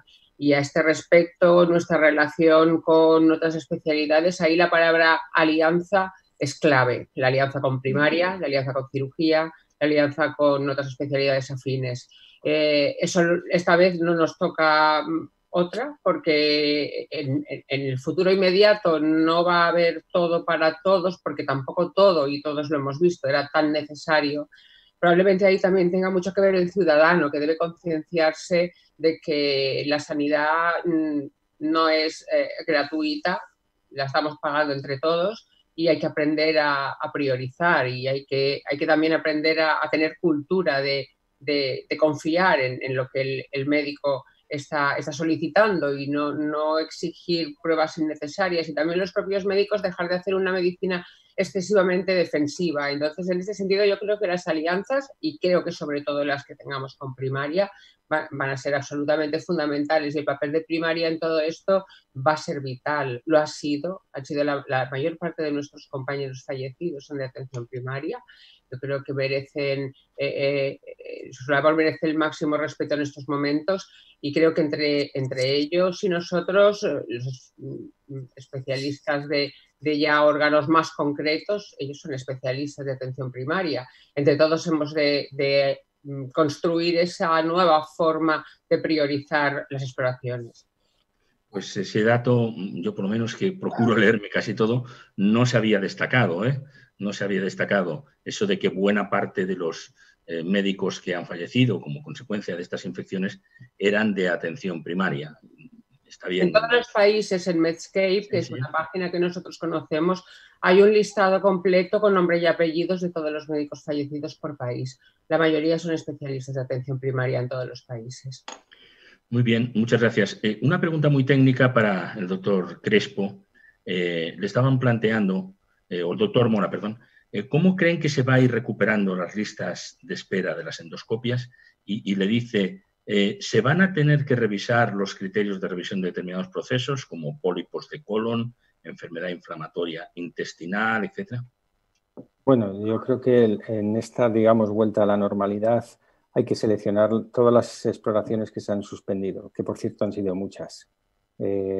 Nosotros, por ejemplo, el otro día sacamos el listado, hay 3.000 endoscopias pendientes de recitar y cerca de 2.000 ecografías, aparte de todo lo que empieza a entrar nueva una vez que se ha retomado la actividad, que desde consultas de medicina interna, de oncología, vuelven otra vez a pedirnos exploraciones, o sea que la lista se va a incrementar.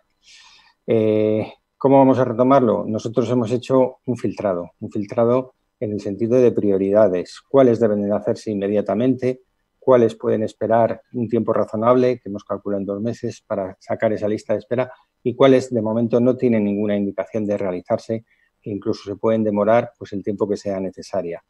Ese trabajo lo hemos hecho y, de hecho, hemos empezado ya a recuperar listas de trabajo, hemos abierto agendas de endoscopia y los estamos llamando a los pacientes en ese orden de prioridad.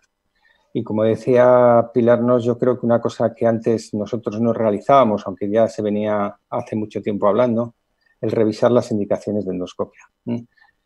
Muchas veces se piden de forma generosa y no podemos soportar, y más en esta época, un volumen tan alto de peticiones de endoscopia.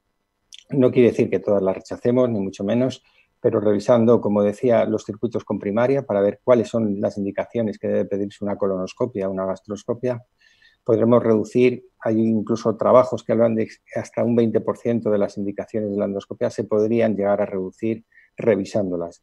Pero eso evidentemente requiere un esfuerzo porque hay que dedicar prácticamente un adjunto, una persona, a revisar todo esto. Pero en esta situación de arranque es necesario filtrarlo y una vez que superemos esto, pues quizá podamos relajar algo.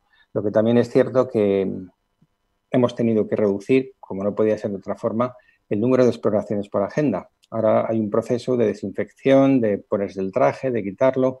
Si antes hacíamos 12 endoscopias, pues a lo mejor ahora hacemos 8.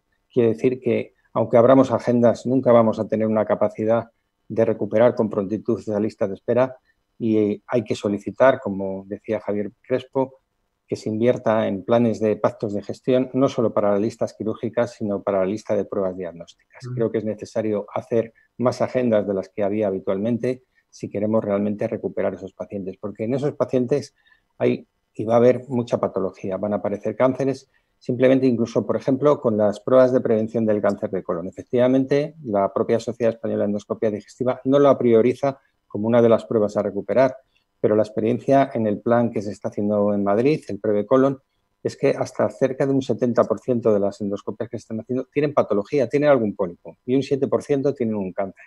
Y aunque efectivamente son pruebas preventivas, hay esta patología grave que va a ir aflorando en este tiempo y que también tenemos que recuperar.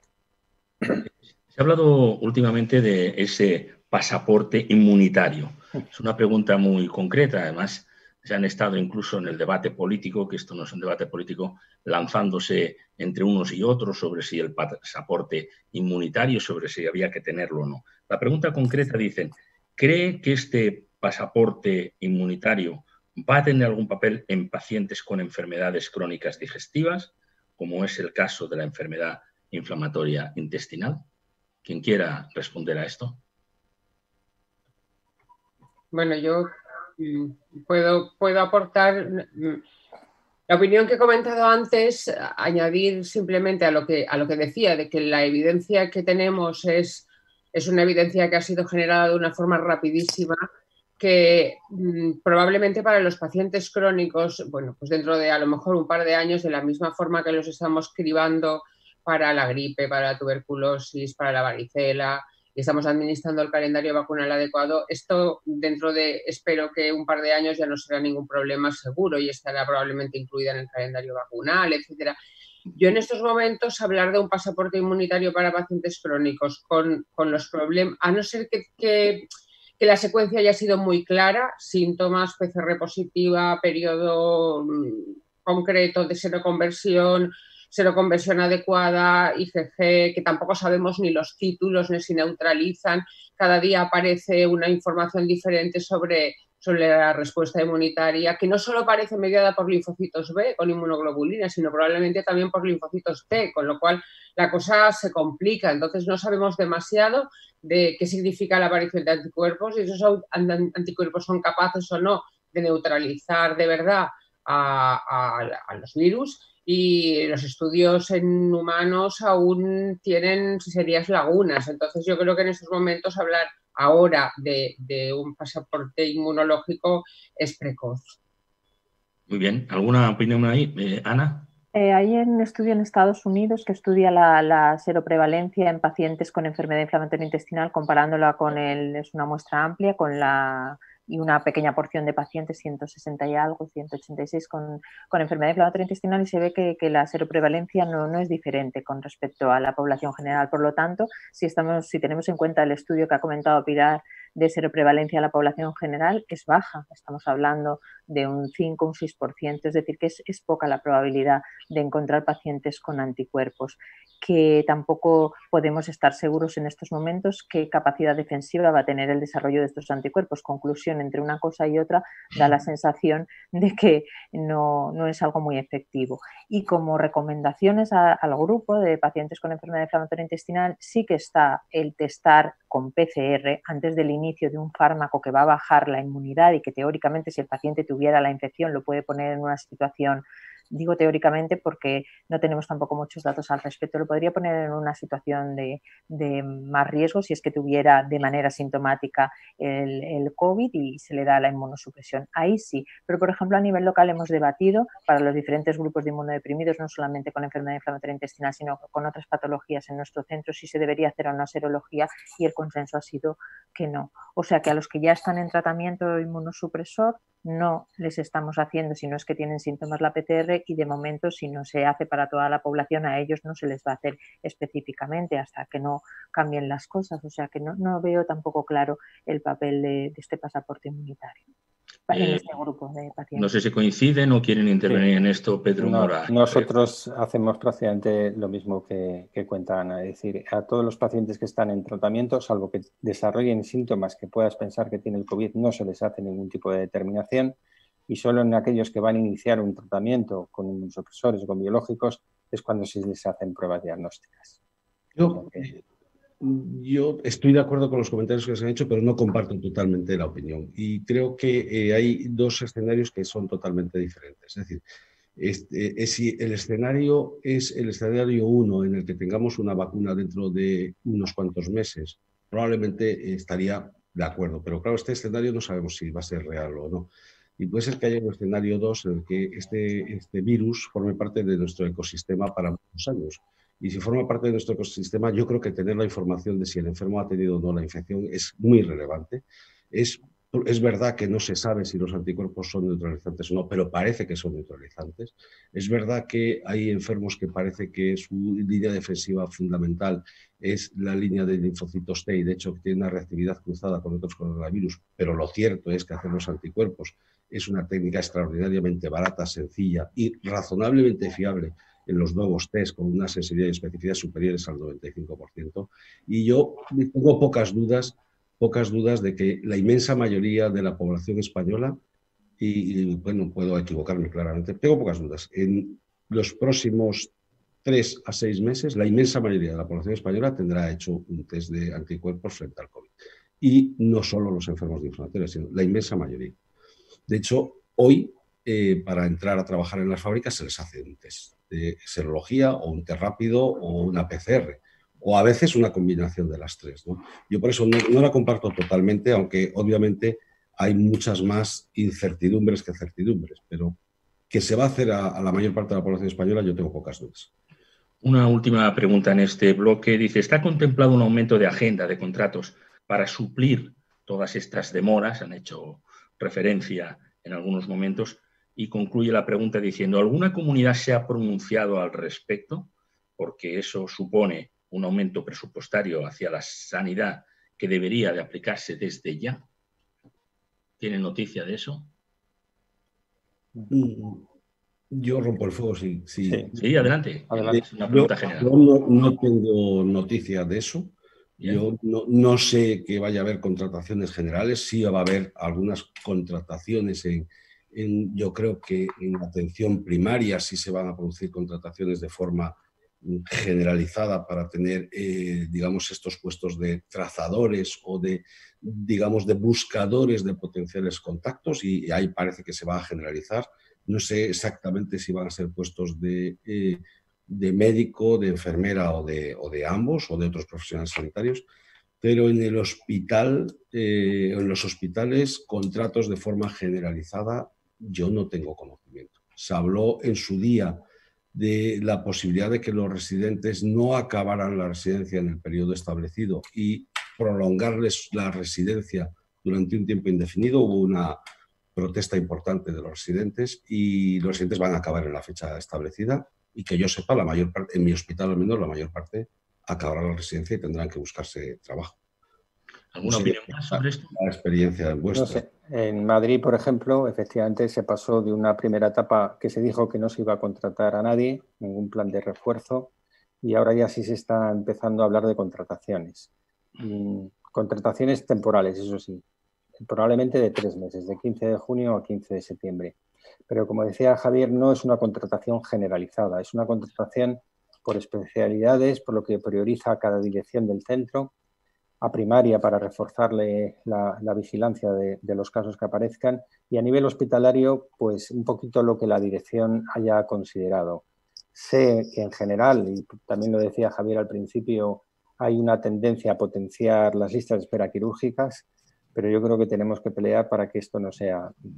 Se van a contratar a muchos anestesistas, a nosotros en concreto de momento nos han ofrecido un contrato de 3 meses y bueno, vamos a intentar si se pudiera aumentar, pero digamos es un tema que empieza a moverse por lo menos a nivel de la Comunidad de Madrid.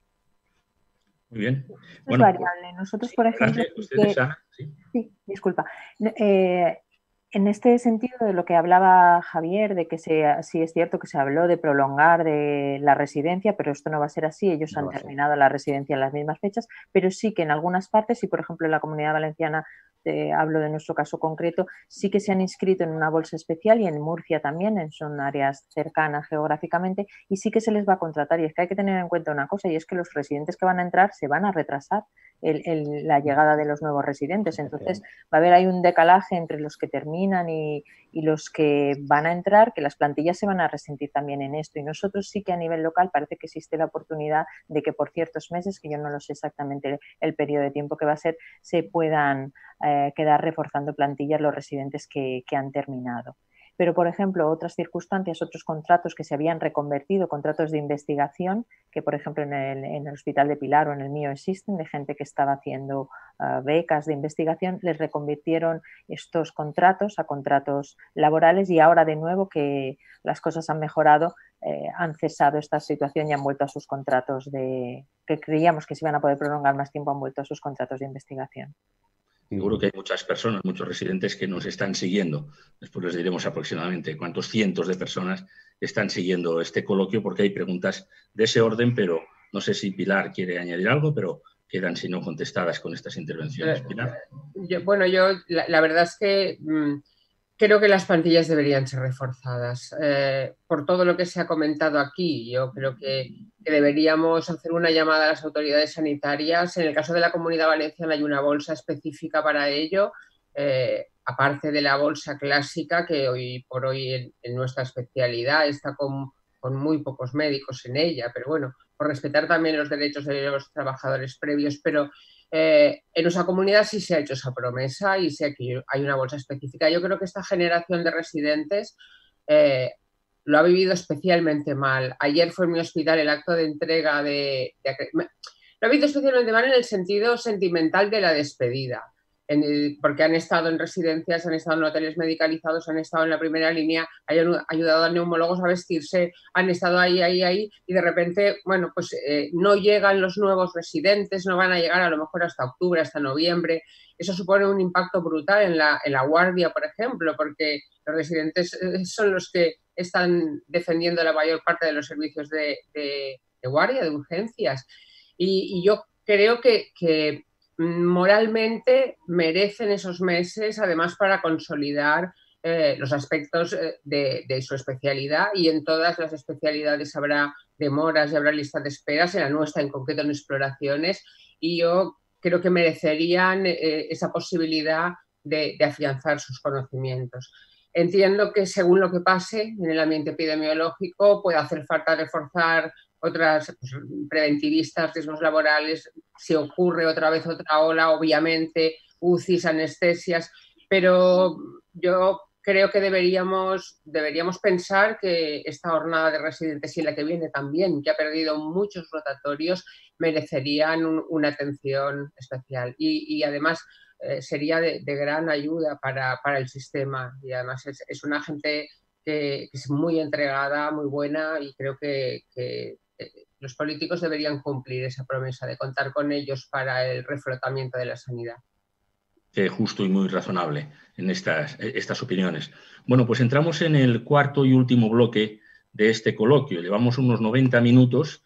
Yo no sé si han escuchado ustedes la música, pero yo desde aquí escuchaba la música del Resistiré y los aplausos en mi calle. No nos hemos sumado hoy a ellos, pues porque estamos en esta interesantísima conversación con ustedes, pero se lo traslado. La gente seguimos aplaudiendo y seguimos admirando a los médicos y a los sanitarios en general y a tantas otras personas que hacen un esfuerzo tremendo, pues por ejemplo, para mantener la cadena del suministro alimentario y tantas otras cuestiones vitales. Este cuarto bloque, como les anunciaba, quiere hablar de si va a cambiar o no va a cambiar la relación entre los médicos y los laboratorios, porque es posible que todo lo que se ha hablado aquí con relación a la presencialidad de las visitas y otros aspectos de esta naturaleza, al crecimiento de la telemedicina, por tanto, de las telecomunicaciones, no sabemos en qué manera o intuyen ustedes que puede cambiar esta relación entre los visitadores médicos, por ejemplo, y los laboratorios. ¿Quién comienza? ¿Le parece, Pilar, que comience con esto? Adelante. Una pregunta peliaguda, porque bueno, la visita clásica, como la hemos entendido durante muchísimos años, probablemente deba enfocarse de otra forma. Pero todos hemos de reconocer que la industria farmacéutica ha sido fundamental para formarnos. Probablemente nos tenga que formar de otra forma, no tan presencial como podía ser hasta ahora. Y yo creo que lo que es fundamental en estos momentos es que no se dispersen los eventos, digamos, relacionados con la industria, que vayan alineados con los de las sociedades científicas. Y bueno, muchas de nuestras sociedades científicas son ejemplo de ese ir de la mano. Nosotros tenemos que expresar nuestras necesidades de formación o de apoyo en investigación o en algún, y probablemente ellos deban recogerlas y nosotros expresarlas más y ellos recogerlas más, y de otra forma que tampoco será especialmente diferente a la que había ahora, pero sí quizá más coordinada y más de la mano de las sociedades científicas. Bien, Ana Gutiérrez. Totalmente de acuerdo. Comparto completamente la opinión con Pilar. Igual que ha cambiado el tipo de relación o el tipo de visitas estamos diciendo que estamos haciendo en el hospital, pues nos hemos dado cuenta, ¿no?, que podemos hacer muchas cosas por vía telemática, muchas cosas formativas, y de hecho en estos pocos meses hemos hecho muchísimas. A la prueba me remito, lo que estamos viviendo, por ejemplo, esta tarde, que son cosas fantásticas. Con esto quiero lanzar también el mensaje de que presencialmente, compartiendo con los compañeros también información en reuniones, hay muchos matices y lo comentábamos también el otro día, ¿no?, de aspectos de investigación de un ensayo que uno quiere empezar, de un estudio, y hablas con tus compañeros. Allí hay muchas cosas que evidentemente se pueden hacer telemáticamente, pero hay muchas otras que también están ahí en ese momento en el que nos reunimos, en los que se debate, en los que se hacen preguntas, que hay aspectos que los da la fluidez de la relación, del tú a tú, de estar juntos, y que quizá pues haya determinados ejemplos en los que no se puede cambiar a la presencialidad, y esto lo trasladamos también a la relación con la industria. Pero sí que es fundamental el que nos alineemos y el que no haya una dispersión de proyectos o de cosas para hacer, porque llega un momento en el que se puede perder el interés de los médicos por atender a ellos, porque haya un exceso. Entonces es mejor que se seleccione y que se vaya de la mano de las sociedades científicas, sin duda. Doctor Pedro Mora. Pues creo que estoy de acuerdo con lo que han dicho, efectivamente. Igual que hablábamos del cambio que se ha producido en la atención a los pacientes, que una parte debe ser presencial, pero otra puede ser telemática, creo que la relación con los visitadores, con los delegados, pues va a pasar lo mismo. Parte se puede hacer presencial, no se debe perder, y a nivel de organización de eventos, muchos pueden ser telemáticos, como ha sido este, pero como decía Ana, hay aspectos que uno habla tomando un café en los descansos, que no se pueden perder el contacto tampoco físico. Pasa un poco como con los pacientes. Entonces, creo que tienen que combinar. Evidentemente, probablemente haya que reducir el número de eventos. Quizá esta epidemia pues, ha provocado que haya en exceso, ha habido prácticamente todos los días, y en el futuro pues a lo mejor hay que reducir algunos. Pero los dos deben de convivir. Y lo que también estoy de acuerdo, que esa reducción yo creo que debe ir canalizada fundamentalmente a través de las sociedades. Yo creo que ellas son las que tienen que marcar el ritmo, qué tipo de eventos, cuándo, dónde, y que son, digamos, las mejores organizaciones para decidir estas cosas. Y luego ya, más que cambiar las relaciones, lo que sí le pediría a la industria farmacéutica son dos cosas. Una, que no decaiga el apoyo en investigación, que no decaiga el apoyo en este tipo de eventos. Y por último, aunque eso se lo pediría quizá más como ciudadano que como médico, es que procure también, en la medida que se pueda, porque estamos entrando en una crisis, es la moderación en los precios de los fármacos. Algunos son excesivamente caros, sé que la investigación es muy laboriosa y a veces es de muchos años, pero el coste a veces de los fármacos, de la farmacia en los hospitales, es exagerado. Javier. Sí, yo básicamente de acuerdo, pero creo que va a cambiar profundamente la relación con la industria farmacéutica. La industria farmacéutica está aprendiendo que los médicos somos capaces de entendernos a través de una cámara. Este proceso es infinitamente más barato que llevarnos a un viaje largo y claramente esto lo va a hacer. Y además los médicos también vamos a aprender que es más cómodo para nosotros estar, en este caso, en nuestra casa, que, como es mi caso, yo si esta charla lo hubiera dado en Madrid, yo hubiera perdido todo el día, porque el número de aviones que hay de Santander a Madrid pues es 2 por la mañana y 2 por la tarde. Por lo tanto, yo hubiera perdido todo el día, ¿no?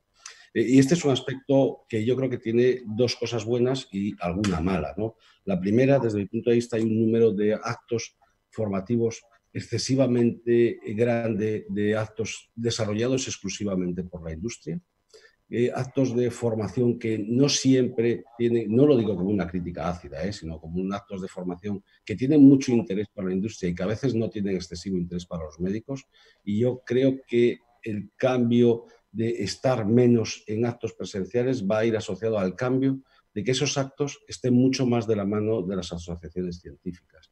Y si eso es así, habremos ganado tiempo. Obviamente combinaremos esos actos virtuales con actos presenciales, pero yo creo que se van a hacer muchos menos actos presenciales y probablemente para cosas mucho más concretas que una formación generalizada, sino como el desarrollo de un ensayo clínico, el desarrollo de un protocolo, de un ensayo multicéntrico, diferentes aspectos muy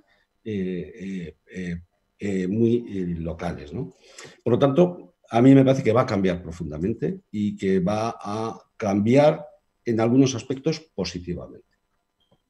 Muy bien, pues estamos llegando al final. Yo quería pedirles si quieren hacer algún comentario final, porque hemos cubierto los 4 bloques a los que nos habíamos comprometido. Desde luego yo trataré de decirles en el cierre algunos de los titulares, pero solamente algunos, porque ustedes han tenido, digamos, la habilidad de dar mucha información, una información muy solvente, pero además, no solamente eso, sino que han dado muchos titulares. Pero quería, antes de este cierre, preguntarles si tenían algún comentario en general que quieran hacer sobre lo que hemos hablado o lo que no se ha hablado, aprovechando esta oportunidad magnífica de conversar entre nosotros y dirigirnos a tantas personas. A mí sí que me gustaría decir muy brevemente, hay un tema que no hemos tocado, yo creo que porque no hay tanta cosa de qué hablar al respecto de todo esto que nos ha pasado, pero bueno, quizás sea más pensando en el futuro. Y muy brevemente, la primera frase que me gustaría decir, que son 4 palabras, es tener mucho sentido común. La segunda frase que me gustaría decir es fomentar valores, equidad, responsabilidad, trabajo en equipo, honestidad, autocrítica. Creo que aquí ya se ha hablado mucho de esto. Y la tercera y última, y es la que todos creo que no hemos mencionado y vale la pena, es atender a nuestros mayores y fomentar el cuidado sociosanitario. Atención a la cronicidad. Todo lo que ha pasado en las residencias no nos puede volver a pasar, porque ha sido con la gente que nos ha sacado de problemas muy gordos, la que ha cuidado a nuestros hijos, a nosotros. Es que cuidado con la atención sociosanitaria y que esto sirva para mejorarla claramente. Muy bien, casi estamos como en los debates que hacemos de tanto en tanto cuando hay elecciones en el minuto final. Así que el minuto final ahora para Ana Gutiérrez. Pues frases o un titular, ¿no? Yo lo que decía, ¿no? De todo esto que hemos visto, pues yo creo que hay muchas cosas que han llegado para quedarse definitivamente, y entre ellas yo creo que está, como decíamos, la telemedicina, llamémosla en la modalidad que la consideremos, pero esto ha llegado para quedarse y yo creo que esto no tiene vuelta atrás. Y como segunda frase o demás, diría que bueno, que de circunstancias como estas, de circunstancias muy difíciles, se obtienen, de las dificultades siempre se van a obtener también grandes beneficios, y yo creo que no vamos a ser, en el futuro ya nunca seremos iguales, pero creo que vamos a ser mejores. Doctor Pedro Mora. Vale, pues yo quería el mensaje final destinarlo a dos estamentos. Uno, a los pacientes. Trabajamos al fin y al cabo por y para los pacientes. A ellos les diría tres cosas: que sean responsables y se protejan. Creo que para evitar la expansión del virus, las medidas fundamentales del lavado de manos, del distanciamiento y las mascarillas son fundamentales. Les transmitiría también seguridad. Como decía Javier Crespo, hemos iniciado la actividad en consultas, en endoscopia, que la gente no tenga miedo a acudir a los hospitales. Se han tomado todas las garantías para proteger tanto a los pacientes como al personal sanitario, y que se hagan las pruebas diagnósticas sin miedo. Y luego esperanza en el sentido de que cuando se inició casi no sabíamos con qué tratar a los pacientes, les dábamos corticoides, luego se fueron dando antivirales, es decir, hay muchos ensayos abiertos. En Madrid el otro día hablaban de más de 60 ensayos relacionados con el COVID, en La Paz concretamente hay 12. Se están ensayando el plasma de los pacientes que han sido inmunizados para hacer transfusiones, se está investigando en células madre, en linfocitos T y, como no, en la vacuna, aunque es cierto que una vacuna puede tardar mucho tiempo. En definitiva, que si alguno hay un rebrote y vuelven a infectarse, la esperanza de que se ha mejorado y se ha avanzado en el control de los síntomas y de los tratamientos. Y luego el otro estamento al que me gustaría dirigirme, ya no como médico, como decía, sino como ciudadano, es a los políticos. Les pediría sensatez en sus declaraciones. Hemos oído por ahí, por ejemplo, que algunos sanitarios nos hemos contagiado en los medios de transporte o en nuestras casas, cuando realmente la infección ha sido en el hospital. Les pediría sinceridad y transparencia a la hora de darnos la información. Ellos generalmente la reclaman en el Parlamento, pero cuando están en la oposición, pero cuando ejercen el poder no suelen hacer uso de ella. Y por último, lo que sí les pediría, y creo que eso es una demanda general de la población, que se unan, que pacten, que estamos entrando en una situación social y económica muy dura y que necesitamos que los políticos se pongan a trabajar conjuntamente y no se echen los trastos a la cabeza. Nada más. Pues rotundo, muchas gracias. Y para concluir, Javier Crespo. Pues a mí me han robado casi los titulares. Voy a intentar dar tres titulares. Uno para el paciente, muy breve: no tengas miedo. En el hospital te vamos a atender bien, como siempre, y no te vas a infectar. No tengas miedo a acudir al hospital. Uno para nuestros gerentes: por favor, olvida las listas de priorización quirúrgicas clásicas. Olvida que haya 5.000 enfermos pendientes de operarse. Lo digo con todo el respeto para las personas que tienen juanetes, se tienen que operar también, pero olvidemos las listas de priorización quirúrgicas clásicas. Hay listas médicas de patología muy grave esperando. Olvida esas listas de priorización. Y dos mensajes para los políticos. Uno, necesitamos recursos, para que se generen esos recursos. Es el segundo mensaje. hace falta que os entendáis, hace falta que habléis entre vosotros y seguramente la clase política española está formada por gente con extraordinario sentido común y sabe cuál es lo primero. Y lo primero en este momento es la atención de los médicos, la atención, estoy totalmente de acuerdo con Pilar, la atención de nuestros mayores, la atención sociosanitaria, también es la atención de la gente que es más vulnerable y probablemente tienen que dejar abandonados muchos proyectos megalómanos que se hacen en España y que tienen que ver con ganas de progresar. Por favor, entenderos y sacar recursos para la sanidad que nos van a hacer falta. Muchísimas gracias a todos por estas intervenciones. Ha sido verdaderamente apasionante este diálogo. Están realmente disparando una serie de titulares magníficos. Yo tomaba desde el principio, es mi oficio también tomar titulares. Han comenzado diciendo que el coronavirus ha sido la etapa más devastadora que se había vivido y que se recordaba en la sanidad por encima, decía Pedro Mora, de lo que fue el aceite de colza en 1981. Se ha destacado, han destacado todos ustedes, como todos los servicios han puesto inmediatamente a disposición, ¿no? Recordaba Ana esa escena, las imágenes son importantes, del salón de actos del hospital en Alicante, cuando todo el mundo dijo aquí estamos y dieron un paso al frente desde cualquier servicio, el que ustedes pertenecen, esta sociedad que ha organizado hoy este encuentro tan interesante, pero también desde cualquier otro, cardiología o lo que sea. Se han dicho también palabras. Pilar nos decía absoluta incredulidad. Al principio me ha llamado mucho la atención también lo de la unidad de simulación, como la capacidad de organizar algo para que todo el mundo aprenda y pueda casi reciclarse en un progreso técnico desde la emergencia, como ustedes han subrayado, o la palabra orgullo de pertenencia que nos decía Ana Gutiérrez, ¿no? Yo creo que el hecho de que destacara Javier Crespo que las organizaciones hospitalarias son muy maduras es algo que creo que la ciudadanía hemos percibido y otros estamentos quizá no tengan la madurez a la altura de la que han demostrado ustedes en los hospitales, ¿no? Y también muy importante decir que el sistema sanitario, aunque ha sido muy acosado por esta pandemia, no ha claudicado, que estuvo en dificultades, pero que no ha claudicado, y ahí estaban todos estos datos que no repetiré del estudio tan interesante que nos ha contado Javier Crespo también. Importante, lo han subrayado varias veces, no hay que tener miedo a ir al hospital porque si no, como ustedes han advertido, llegan situaciones ya muy graves o gravísimas porque todo el mundo se retiene y se lo pasa en casa. Hemos hablado también de la ansiedad del personal sanitario. Decía, creo que Ana, que dudamos que alguien no haya tenido insomnio porque ha sido realmente una sobrecarga física, como han dicho ustedes, pero también emocional, ¿no? Lo destacaba el doctor Pedro Mora con ese dato que nos ha impactado a todos, ¿no? La alta mortalidad, 43 fallecidos en un solo día y en un solo hospital, absolutamente para desbordar cualquier situación y cualquier prevención. Me ha llamado mucho la atención esta cuestión de las noticias falsas.